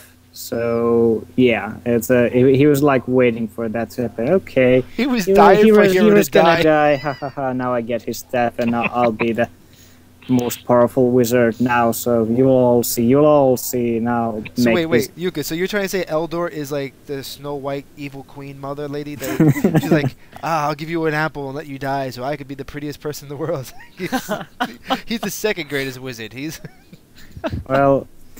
With Hordak's dialogue, it's actually the coloring looks interesting because his armor is very, very much ridden with yellow color for some reason. Yeah, it looks like Hurricane Hordak, doesn't it? Yeah. That kind of when you made a whole point about your Buzzsaw and Hurricane and whatever Hordak's there, and Hordak has the dialogue of no matter snort. So I like that he snorts. Yes, I like that they added the snort, but it's like right after one. What do you call it? The hung. It's an exclamation from him, or what? I don't know the actual term, guys. So I think it's just he's like probably in pain after getting it slashed. He was like, no matter what. What do you call that? Like. An exasperation or sigh, or maybe he's like, exasperation is probably exasperation. So those two come way too. Oh wait, they closely. added an H to the damn sound effect that killed Hero. Anog and Hanog. I guess that's Preternian speak for shit. It's probably because if Hordak like just sighs. Air leaves his lungs, then the snort is him getting air back into his lungs. But the snort is written as a word, though, Jukka. They didn't even put like parentheses or make it look like a sound effect. It's like hunger, no matter, snort. Yeah, actually, I was what you just mentioned that they would make it sound more like a sound effect. I mean, the letterers, they know how to do that, and it always looks better when it's made to like look like a sound effect. So. It comes off a bit awkwardly here, and but yeah, now Eldor shoves the Preternia towers to the ground, and it again. I mean, in the original minicomic where they had it was like 3 ancients, if I remember correctly, who decided to like stash the towers because of their fear of King Hiss getting to them. And here again it kind of diminishes the whole importance of them. It's like, well, there are way too many bad guys on this field for this Tuesday right now, so I'm gonna put these away. And you guys can't play with the toys. You stupid. Yeah, someone got hurt. Because I mean it should have been a whole lot bigger of a deal that there are these like it's Skeletor, it's King Hiss, it's Hordak, they're all attacking, and there's so much evil going at these that we have to take drastic measures. But, okay, what does Skeletor do? He follows He-Man to a Preternia right now. He stands by when He-Man fights Snake Man. Then he stands by when Hero comes to the scene. He goes to see King Hiss, talks a bit, and King Hiss doesn't even care what he says because they could have gone to the Masters without Skeletor. And Skeletor, during this mini-comic, he also stands by all this time, gets choked by He-Man, and then gets punched by He-Man. He gets sucker punched. Yeah, so his whole place in this mini-comic is... when you think about it, he doesn't have a whole lot to say. the unnamed thing that they threw in the first minute comic, I did like that. But again, it's so much. The pacing is just all over the place. They're trying so much in so little frames and panels and pages. Everything is just thrown at you. So, if you've never read any of the bios and you're just some casual fan, I could imagine that you'd be very confused and just befuddled after all of this and just not knowing what the heck is going on. And yeah, like Joe mentioned, what was Spectre doing there? What was his mission? It kind of leaves a lot more questions than gives us answers, but at this point I'm not even really interested in what was Spectre's mission, because it doesn't sound like all that important in the end. And yeah, the last panel is awesome. You get the Filmation looking dimension portal. I'm sorry, laser gate. And there's the one guy that looks really weird at the center and at the very bottom. Who is that actually? Oh, it's a pile of mush and rocks. It's Gobbity Goop guy. Yeah, and he's gonna be in the 2-pack. And Montana is looking very well vintage. He looks to have 2 legs, but does that not necessarily not mean that he couldn't have the 4 legs? Yeah, let's hope the other 2 are in the back and we just can't see. All right. Well, let's move this along and get Danielle's opinion. How about that next to last page? What about it? Let's take a look. Well, okay. She's just making up as she goes along. She never read it. She didn't even read the comic. She's making shit up. Man. The Eternia Tower is sinking into the ground. No, that was from originally it was the elders, I guess, that sank it into the ground in the vintage days. Did we know the reason they sank it into the ground in the old days? I can't recall. I think it was the Ultimate Battleground mini comic, right? Right. Yeah, and they did explain that it was because the elders feared that King Hiss one day would gain the access there. Okay. So that's on par. We're good with that. But okay, so we're sinking the towers in. Eldor does it this time. Okay, you know what? I'm cool with that. The problem is sinking the towers into the earth. The towers are shortly thereafter replaced with Castle Grayskull, which is arguably an even more powerful fortress of mystery and power. Powerful fortress of mystery and power. So I mean, it's like sort of taking one thing away and replacing it with another powerful place. I don't know if that makes a whole lot of sense either. Were you going to say something there? No, I'll just say because I just kind of feel bad for Titus. Yeah. All I got to think about all the work he's got to do to build this stupid castle. Titus is the only one who can do it. He's big enough. He's strong enough. Let him handle it. Not like he was like some farmer before. Now he's like Yeah. Now, hey, you're a big guy. You go build that. Yeah. I do like the glimpse of King He-Man here. It was kind of cool to see what King He-Man looks like in the future. What's up with that scar? Where did he get that scar on his face from? I'm curious about that. And he has the He-Man symbol on his crown. How did King Grayskull's symbol become He-Man's symbol? I'm wondering that too. Like they're both similar, but they're different symbols. And we know obviously the real reason is they changed it in the 2000X days. But what a classic guy is it? Yeah, what's the reason it changes during the classics? There's one more mini comic. What's going to happen? Everything happened in this one. They killed off Hero. They killed off Megator. Where do you go from here? So somebody screwed up, is what it is. They copied the symbol wrong out of the old tomes, and it was a mistake. It was Malakth's fault or something. It had a little extra ketchup smudge on it. They forgot to take it off. There we go. We'll just blame Orko. We blame everything on poor Orko. I blame Orko for everything. Yeah, we know that. Poor Orko. I like Orko. Not again. No, not again. I won't be denied in this time as well.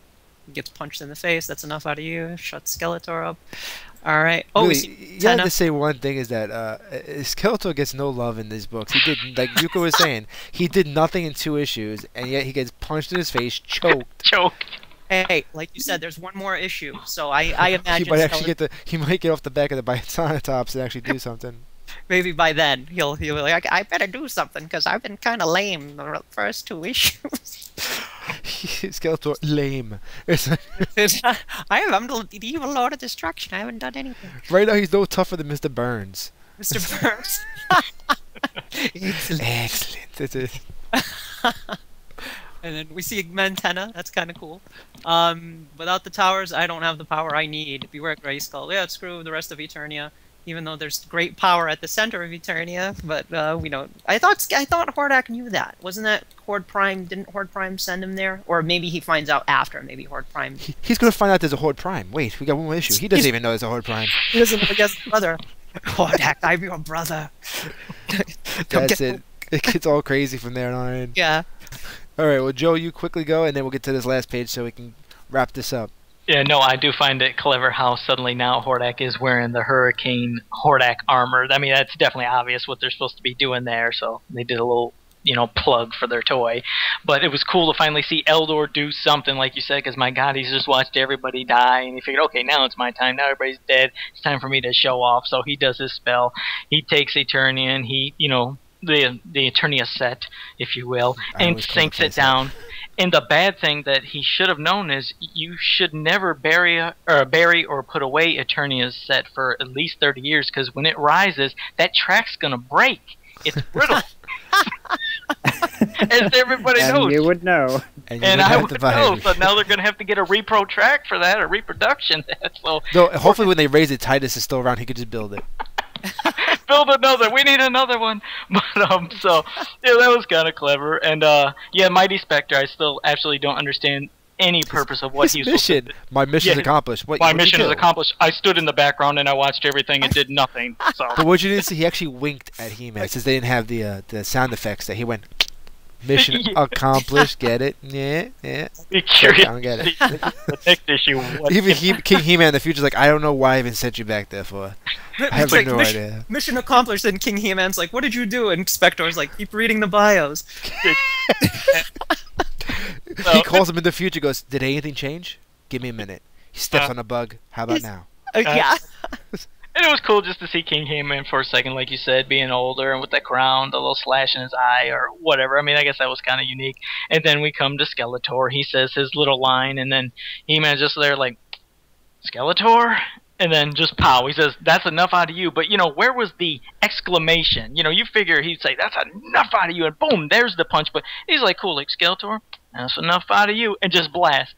I wanted some oomph. He could at least crack his knuckles before. At least make something out of it.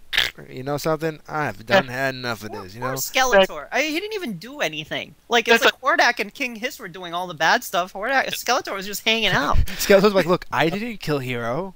All right. I know. I was just chilling. It's like, don't take it out on me. I told the Snake guys to show up and fight, man. I was just making it fun. I wasn't even doing nothing. I was eating a shish kebab. I wasn't even there.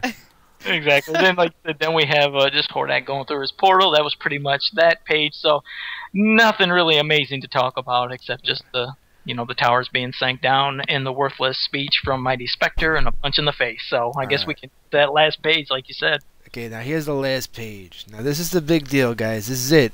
This is the funeral for a friend. This is if you had the Superman book from '95 when he died. This is the black cover edition, or the Snow White casket, which is just more bromancier. Yeah. So in the panel, you got all the heroes who were supposed to be in the panels fighting, but we only saw like 2 of them. So you got Titus chilling there. You got a Mighty Spectre somewhere. Is he there? No. Is he not there? No. Maybe that purple head right there says. Maybe. I'll say that's him. We have Sir Laser-Lot, Zodak, Preternia He-Man, Vina, Morseman. Eldor's like, hey, look at the size of this coffin, man. It's big.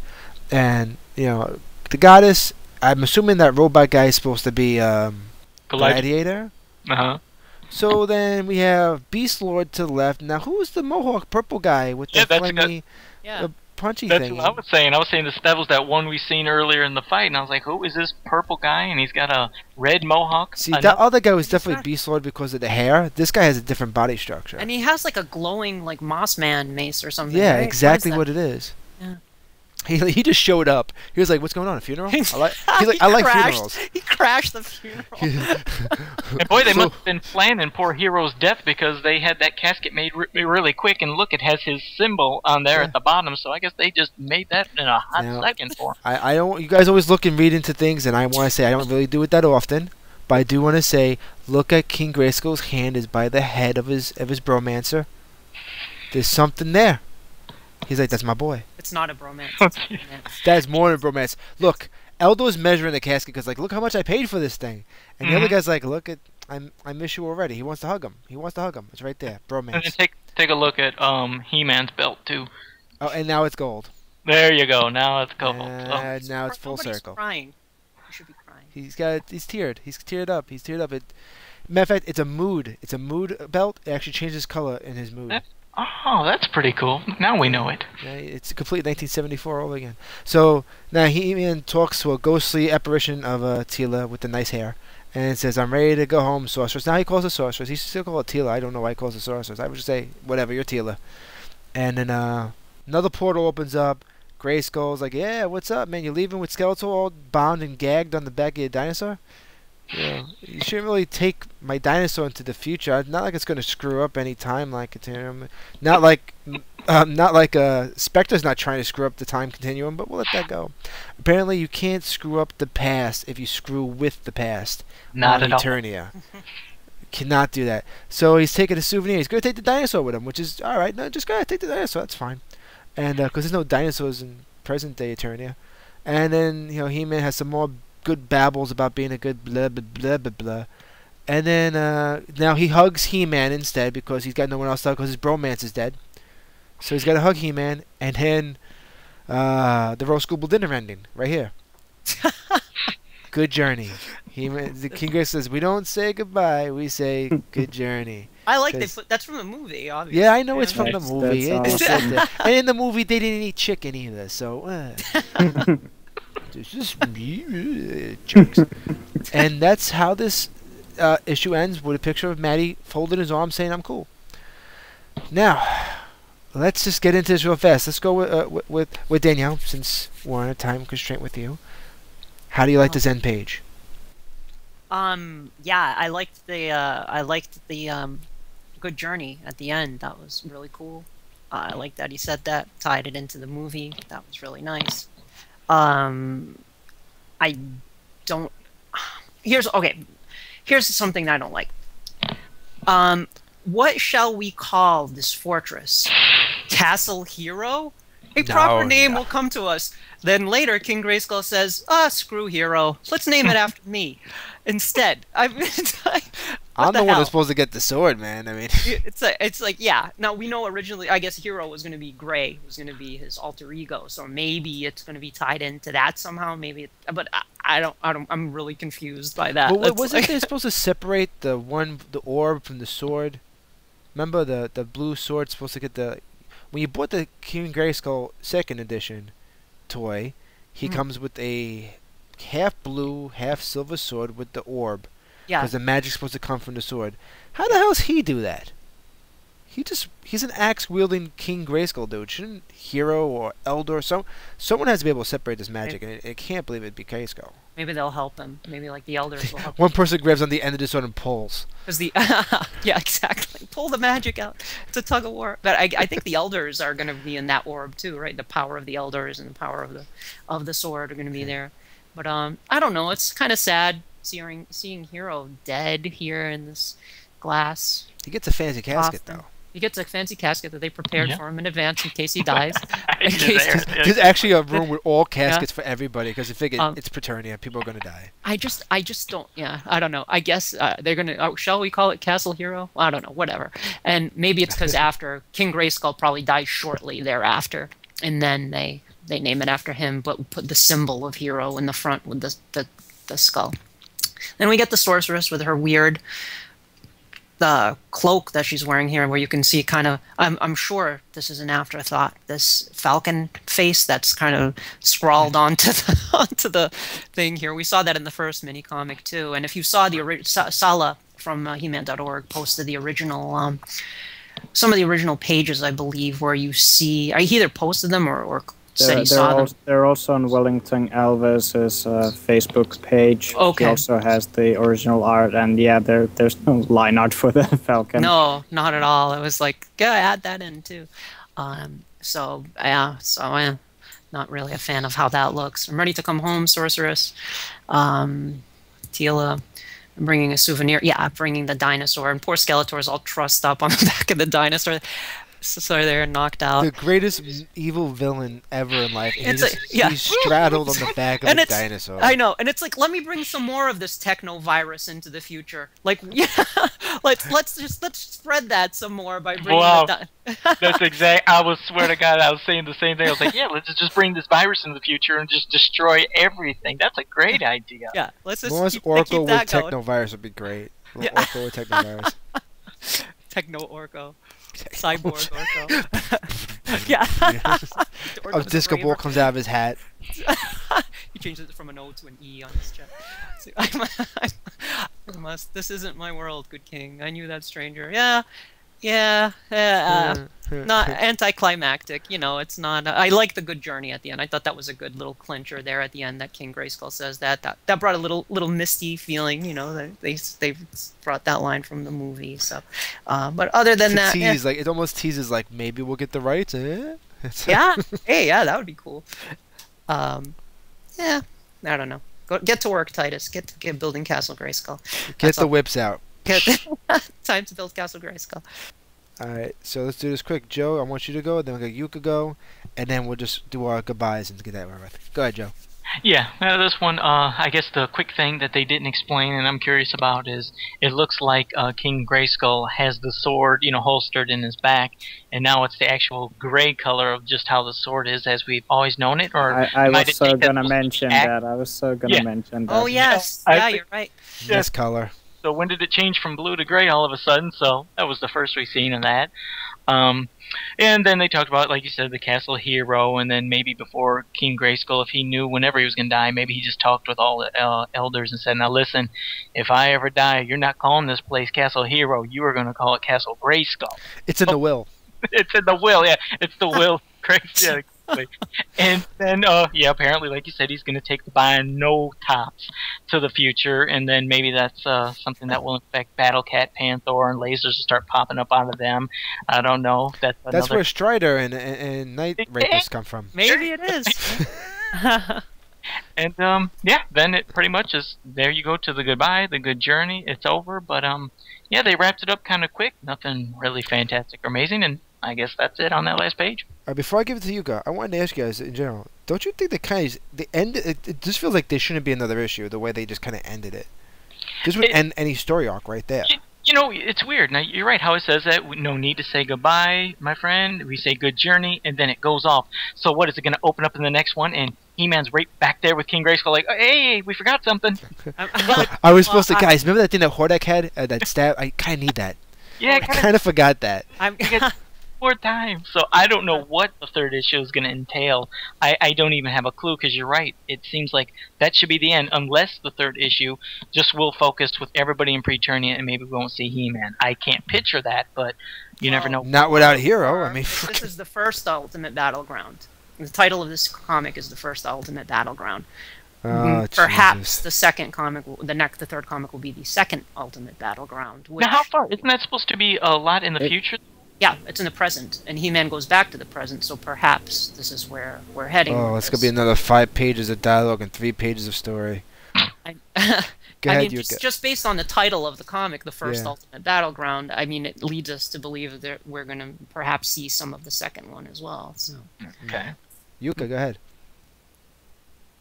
Well, going at the title of this comic, Hero Unleashed, it doesn't give a whole lot of credit to Hero, so... Oh, yeah, wait a minute. Wait. So the title of the comic, where did I see second Ultimate Battleground in the comic? Was it in the beginning? It was right in the first page, though, right?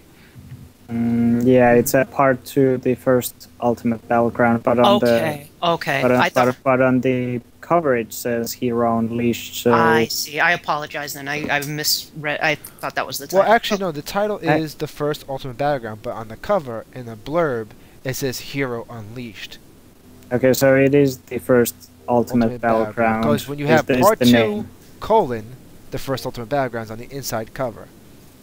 Okay, so yeah, that's the Well, then the cover is just lying that Hero Unleashed. Yeah, it lied to you all 100%. Well, he certainly wasn't unleashed. He was killed. That's all. Well, someone unleashed on him, but he needed to unleash. Yeah, exactly. I'm sorry to interrupt you. And like you guys mentioned, the whole panel with the one character no one knows anything about that has the glowy Mossman weapon, and Mossman actually didn't do a whole lot, but he just stands there and, well, again, I don't really like him as a Preternia character, but that's neither here or there. Quickly, yeah, the one that Joe already mentioned, that suddenly King Grayskull's sword is now the regular version, so he already transferred all of the blue energy into somewhere, and that happened like before the later caption box we get. And also, one of the things that I forgot to mention at the very beginning, I've always been a fan of the whole, when Adam transforms into He-Man, he gets the tanned skin, and in the Mikey M Productions cartoon, King Grayskull also had the tanned skin, and he was this humongous guy. I've kind of made my peace that he is the bigger character and all that, but this comic, since it's based on the toys, brings him back to the Caucasian skin, and that's kind of, well, the coloring on the skins, on some of these pages it looks a bit drab, in my opinion. I would have liked it to be more colorful, but I guess it fits with the mood. But I like the heroes being with the tanned skin, because it sets them apart from the other warriors standing next to them. So, and yeah, the whole part about Castle Hero that just sounds so annoying and weird, and it's like they have to bring it up. I mean, they could have just left it there, that in our fallen comrade we shall build a mighty castle, and when each of you warriors here die, we shall build a castle for everyone. So it's like the Tombs of Egypt. Everyone gets their own. Yeah, but Titus dies, so he can only build the one. Yeah, and the whole part that He-Man can't decide if he refers to Teela as Teela or as the sorceress. There's no rhyme or reason of what he knows, even though I think Scott mentioned that He-Man supposedly was in the Eternian library, so that's why he knew that, like, what happens in Preternia, and could say that, hey, Snake Man, go back to the caverns of Rakash, and blah, blah, blah. But who's this guy? Oh, but he has the sword that I know. And, oh, I know this, I don't know that. And yeah, the Good Journey part, like I said, I think in our very first episode, when we talked about our hopes for the comics, I mentioned it. I wanted that they could include the Good Journey there, and they did. I'm a happy camper. Even though they killed Hero for you, they at least put the Good Journey to make you. They just try to tie you off. Indeed. Yeah, that's a. This overall, it was a. Once you go away from the whole premise of this is the mid-powers of Grayskull story that we were supposed to get, that once they just get out of that pretense and just go their own way, it's a bit more enjoyable. Like we mentioned, that they're not how do you say, they're not heavy on the shoulders with the past, like trying to have the first mini comic be like the original vintage mini comic, but they can just go all out on this story, and this is like their first outing on how they're gonna pace it and how they're gonna handle their characters. And yeah, the 30th anniversary characters, the whole mini comics, they were made to justify their appearance. Spectre has 2 panels, 3 panels, so yeah, that's justification.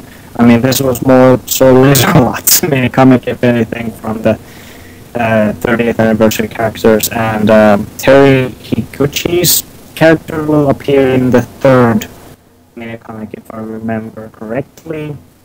So I am also wondering if that'll be in the present day, that He-Man just comes to present and he's like, no, I gotta find a tablet that will hold the key to like defeating the Snake Man, and because I'm ready that they'll just leave Preternia in the past, if you will, and just go in the present day battle, because they don't have a whole lot more pages to go with, and like you guys already mentioned, this feels like a ending to a story, so in the next minicomic they actually have to have a very strong starting point, middle, and an end. So yeah, they got to tie it off. Yeah. All right. Now with this, I want to say thank you guys for all doing this, and I got to hurry this up. First, I want to send this over to our guest, Danielle, for being on here. I appreciate you being here, and it was really awesome to talk to you. And if you could promote whatever you promote and whatever you do that now. Well, thank you so much, guys, for having me on. It was a pleasure talking to all three of you. I really enjoy listening to the show as a fan, so it's really fun coming on and being on here with you guys. So thanks a lot. Thank you. The only thing I really would like to promote is PowerCon. I'm sure if anyone who's listening to this probably knows about PowerCon. It's a convention that's dedicated to Masters of the Universe, She-Ra Princes of Power, and Thundercats, and it's happening September 22nd and 23rd out in Los Angeles. Make sure you come. There's lots of great guests coming. Anthony DeLongis, who played Blade in the He-Man movie, is coming. Gary Goddard, the director of the film, is going to be there. Lots of great voiceover actors. Erica Scheimer from the Filmation cartoon, Dean Stefan, the writer from the MYP cartoon. Lots of good people out there, and lots of awesome fans. Last year, it was just such a fun feeling to have everybody hanging out, and just, you know, you get online sometimes and people argue and stuff and get upset about stuff, but when you're all in person together, you really can get the tone of how people are with each other, and it's just such a great vibe. So if you can make it, come on out. Awesome. Also, you know, Danielle also does that Roast Gooble Dinner. You guys probably already know that, but you should definitely listen to that always, especially if she's on it. If she's not on it, don't listen to it. There's rules. Oh, yeah, right. I think it's going to be the other way around, actually. Thank you, though. Yeah. I have to say one thing, though. I love that last email you sent us. I laughed so hard at that email. You could tell she actually listened to what the hell we were talking about. And actually had stuff to say. And she was I sent that to you. Good. I wanted to send it to everybody. I wanted to say it to my parents. You have to read this. This is awesome. Like what the hell is this crap? Don't worry about it. But definitely, thank you so much. Joe, we're going to send it to you and then to Yuka. So, Danielle, if you have to leave, I understand. I can stick around until you guys wrap. Okay. So, Joe, okay. And I'm Joe Amato. You can follow me on Twitter with the name Joe Amato 2, and of course on Facebook I have Joe Amato Custom Creations, where you can always look for my customs every Thursday. And now with the suggestion from Danielle, in 2 weeks I'm going to try to do a vintage Chef Alan. Yes! Awesome! So I hope he comes out and is good and he pleases you and pleases everybody else. But yeah, that'll be my next one in 2 weeks. Yay! And what's your Twitter? Joe Amato 2. You already said it. Oh yeah, and that's the number. Number 2. Take it easy there, Yuka, before I cut you out of this whole podcast. Smart ass. Go ahead, Yuka. Yeah. Oh, get ready. Hold on a second. Get ready, because Yuka's gonna blow you away. He's gonna have about 20 things. Yeah. Nah, I'm gonna cut them down. I wanted to say thank you for Danielle, and also a very, very belated thank you to Pixel Dan. I'm not sure if I remember to thank him when he came around. We don't have to thank Pixel Dan. I gotta thank him because he's got pictures of me, so I gotta thank him. I warned you about that. And I'm Jukka. You can find me on He-Man.org forums, and I also have my own video series that can be found at scrollsofeternia.com. and you can follow me on Twitter with the handle Jukka. Very awesome. So guys, thanks for listening.